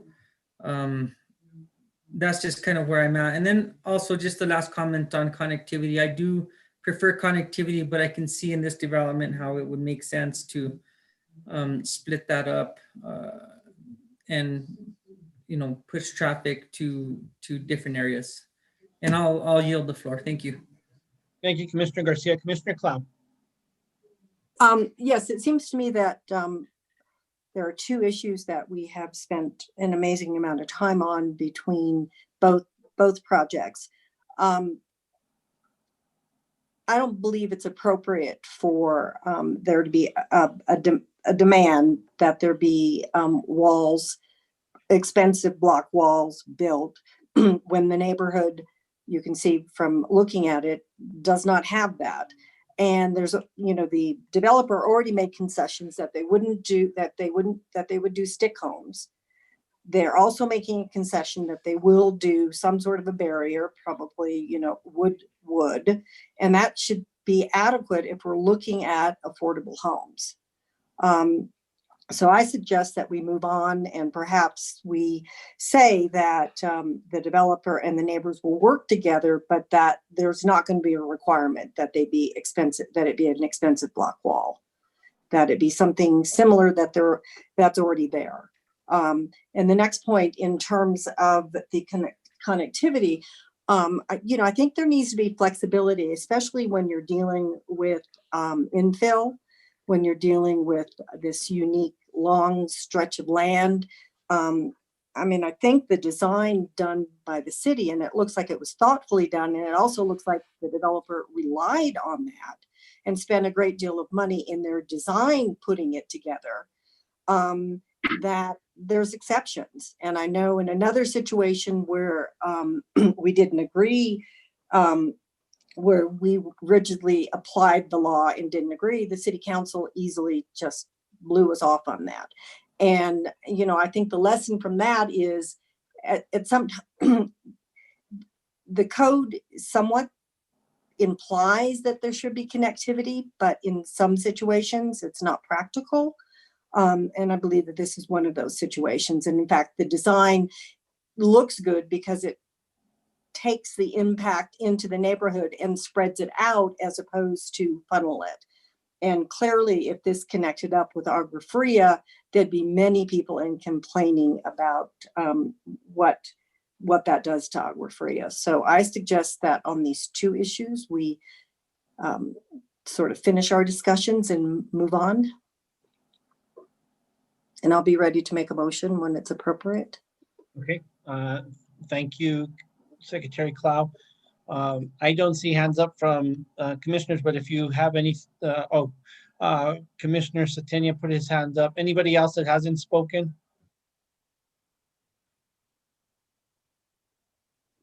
Commissioner Setenia, go ahead and you have the floor. Thank you, Chair Gutierrez. One of the things two comments that I would like to make, maybe three. The first is, I think it's really easy to say that we spend a lot of exorbitant time on issues and then come in at the end to say and make that statement. I think that these conversations that we're having about these issues, especially with these tracts of land in a public space, especially when these conversations will be sent to the governing body for their consideration. It is important to have those conversations in this setting. The second thing that I would like to say is that, asking for connectivity at a preliminary setting, I think is appropriate, regardless of staff's recommendations, should we feel like that is important. And especially given that this will come back to us. And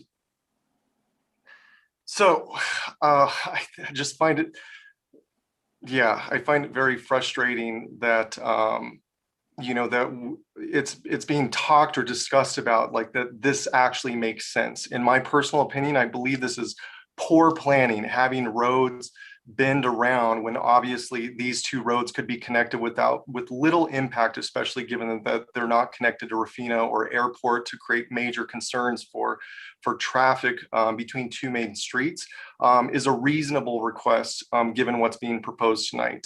And I would also be happy to make a motion. I'll yield the floor back. Thank you, Chair Gutierrez. Thank you, Commissioner Satania. Any other commissioners before we entertain a motion? If you want to speak, put your hand up. I want to hit just a few quick points because I know we're ready for motions. First point, Mr. Summer. I was going over the governing body minutes from October 22nd, I think.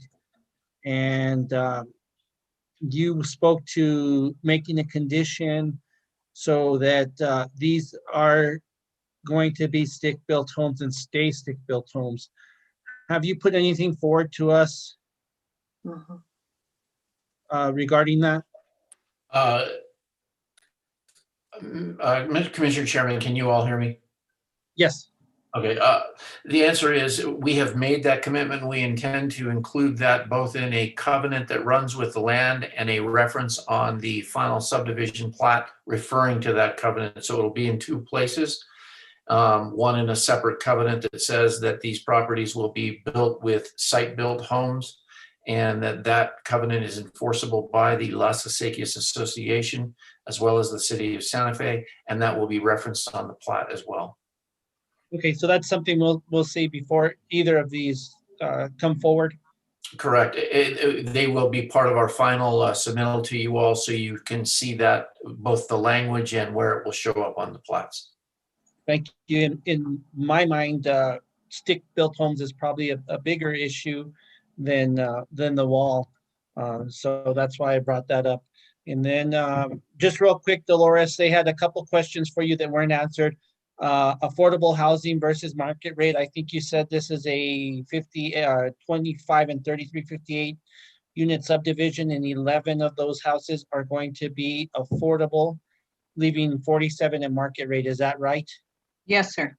Okay, and then subsidies from the trust fund. There was a question asked about that. Do you have a fast answer on that? I do not. I am not sure how that would be worked out. We haven't discussed it, so I can't answer. Okay, just something for you to put on your notes for the final, if you would, just to have that answer. And I think there was a question about maybe an entrance at Las Acequias, a wall entrance at Las Acequias. And the last thing that people touched on that we didn't hear about was a traffic study. Can you just really quick talk about that? Yes, Chairman Gutierrez, we do plan on putting up some type of wall sign, permanent wall sign at the entrance with some very tasteful landscaping. If you look at the site real quick, let me show you where that is. I have to share my screen.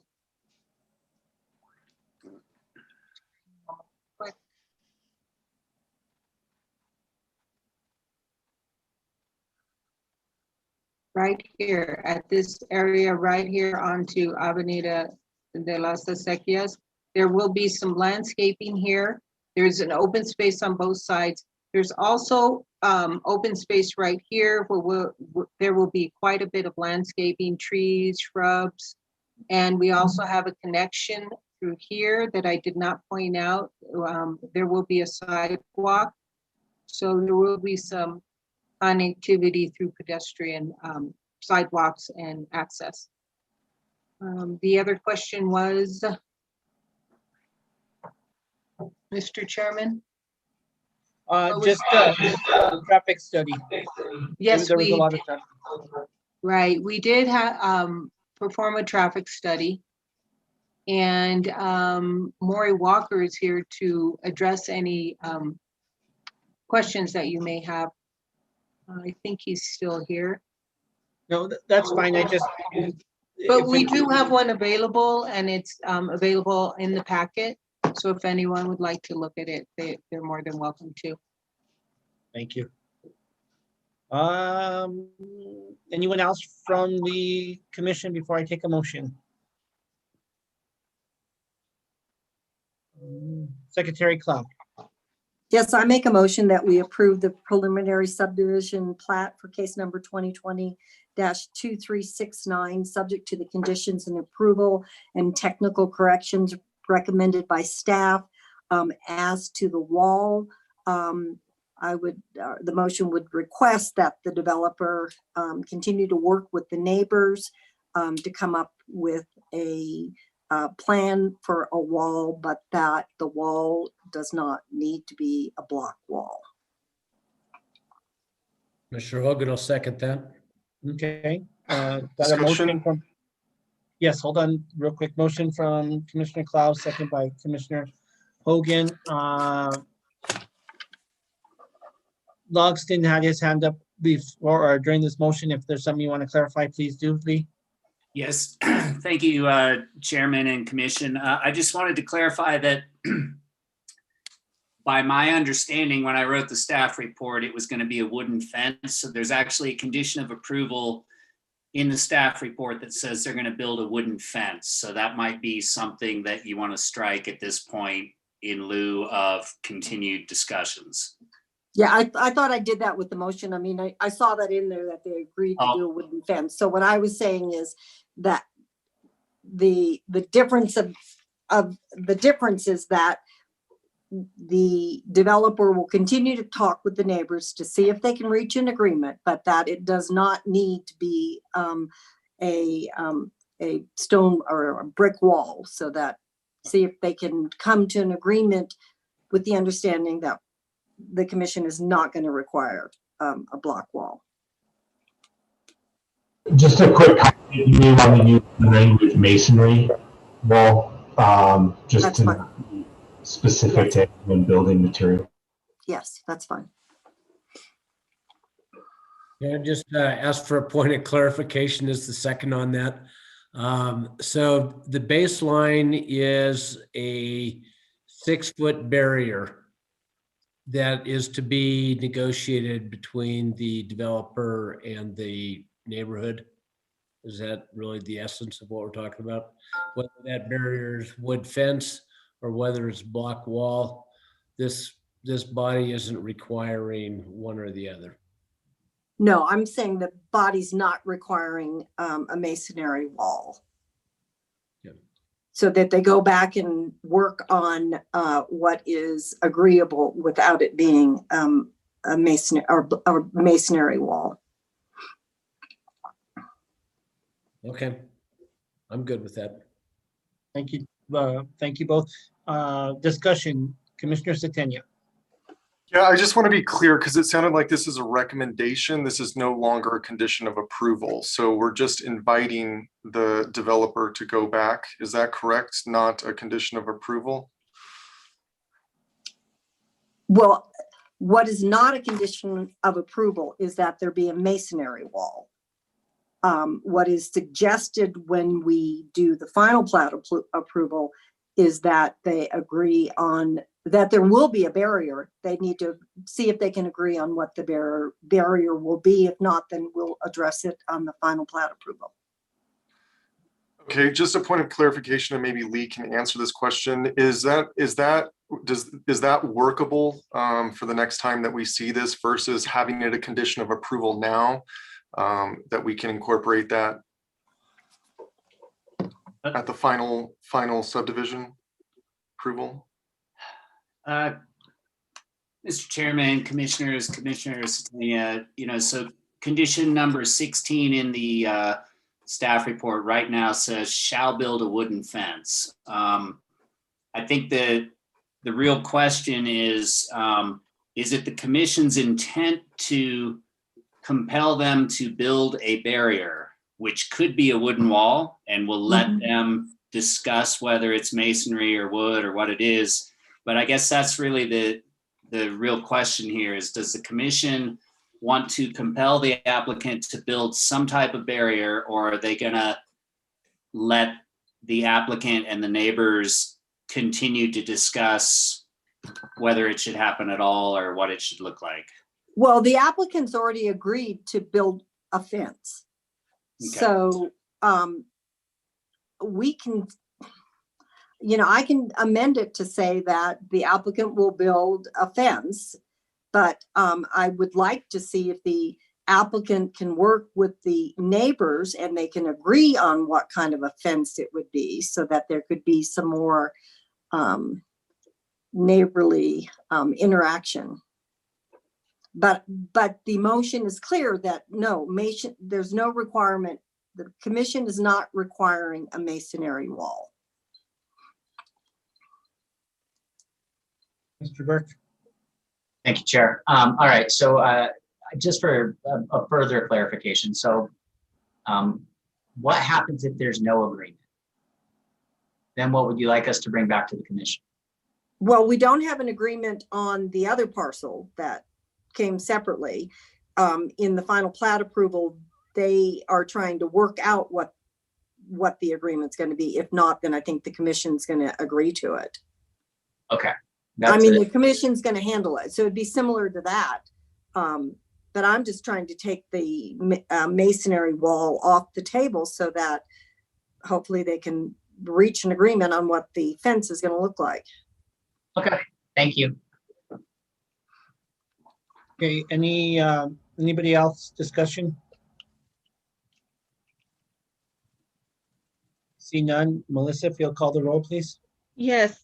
Commissioner Cloud, Yes. Commissioner Hogan, Yes. Commissioner Garcia, Yes. Commissioner Lawrence, Yes. Commissioner Picarello, Yes. Commissioner Satania. I would just like to state that based on the criteria for a preliminary subdivision plat, I cannot vote against or find any reason to vote against this. I believe that it does meet the criteria, so I vote yes. Thank you. The motion has been approved. Thank you. Thank you. Thank you, members of the commission. Do we have findings? No, there's another approval on the innovative street design. So I move the approval of the applicant's request for their proposed innovative street design. Do we have a second? Commissioner Hogan will second that. Thank you, Commissioner Cloud. Motion with Commissioner Hogan on the second. Discussion? Seeing none, if you'll call the roll. Commissioner Cloud, Yes. Commissioner Hogan, Yes. Commissioner Garcia, Yes. Commissioner Lawrence, Yes. Commissioner Picarello, Yes. Commissioner Satania. No. The motion has been approved. Thank you.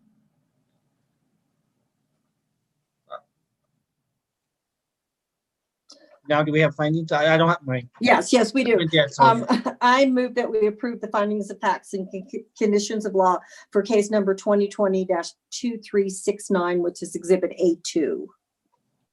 I'll second that. Commissioner Secretary Cloud, Vice Chair Hogan with a second. Any discussion? If you'll call the roll, please. Yes, Commissioner Cloud, Yes. Commissioner Hogan, Yes. Commissioner Garcia, Yes. Commissioner Lawrence, Yes. Commissioner Picarello, Yes. Commissioner Satania. Yes. The motion has been approved. Thank you.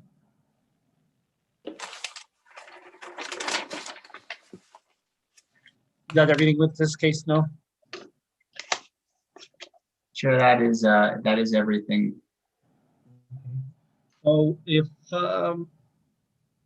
we have staff communications and we had Sally set up for a training, given the late hour, is the commission willing to amend the agenda? I think we have a fairly light agenda, April 1st. Is that correct, Noah? Yes, Chair. And I think Director Isaacson can speak more too about the meetings that are going to be for Zia Station, and then also for our meetings or meeting in April of the Planning Commission. So I'll hunt it over to Director Isaacson to speak to that. Thank you, Noah. Thank you, Chair Gutierrez. So we're actively working with the council to try to find 2 meeting dates within close proximity to one another to do the Zia Station hearings, so we can replicate in somewhat close proximity to what we did here at Planning Commission at Governing Body. First hearing, the staff and applicant presentations and public comment in the first meeting, and in the second meeting, going through questions and deliberations and addressing motions. So we have one date confirmed, that is April 8th. We are looking for another date. One date being considered is April 1st, another date that's being considered is April 6th. If we need the first Zia Station meeting on April 6th, we will do the regularly scheduled Planning Commission meeting on April 1st. Otherwise, if we move forward with the April 1st hearing date for Zia Station with the governing body, we will cancel our Planning Commission meeting on the 1st and push that agenda to April 15th, if that works for you, Chair. Okay, and then, so just getting back to Sally, since of the late hour, the April 1st or 15th agenda is fairly light, that we should be able to give her our full attention. I don't want anybody falling asleep on you, Sally. I don't know if we'll avoid that, but I'm not going to oppose a motion to postpone my training, so. Okay, can we get a motion, or do you guys want to stay and listen to Sally? I'll make the motion to postpone the training until the next meeting. I'll second. Okay, but the next meeting is the March 18th, and we have that scheduled with Q&A learning session. So let's make it for either April 1st or 15th, whenever we meet, if that's okay. Thank you, for either April 1st or April 15th. And Commissioner Klaus seconds. Okay, any discussion? If you call the roll on that. Yes, Commissioner Clow, Yes. Commissioner Hogan, Yes. Commissioner Garcia, Yes. Commissioner Lawrence, Yes. Commissioner Picarello, Yes. Commissioner Satenia. Yes. The motion has been approved. Perfect. Any other staff communications? No, Chair, I don't think we have any communications. Any communications from the commissioners?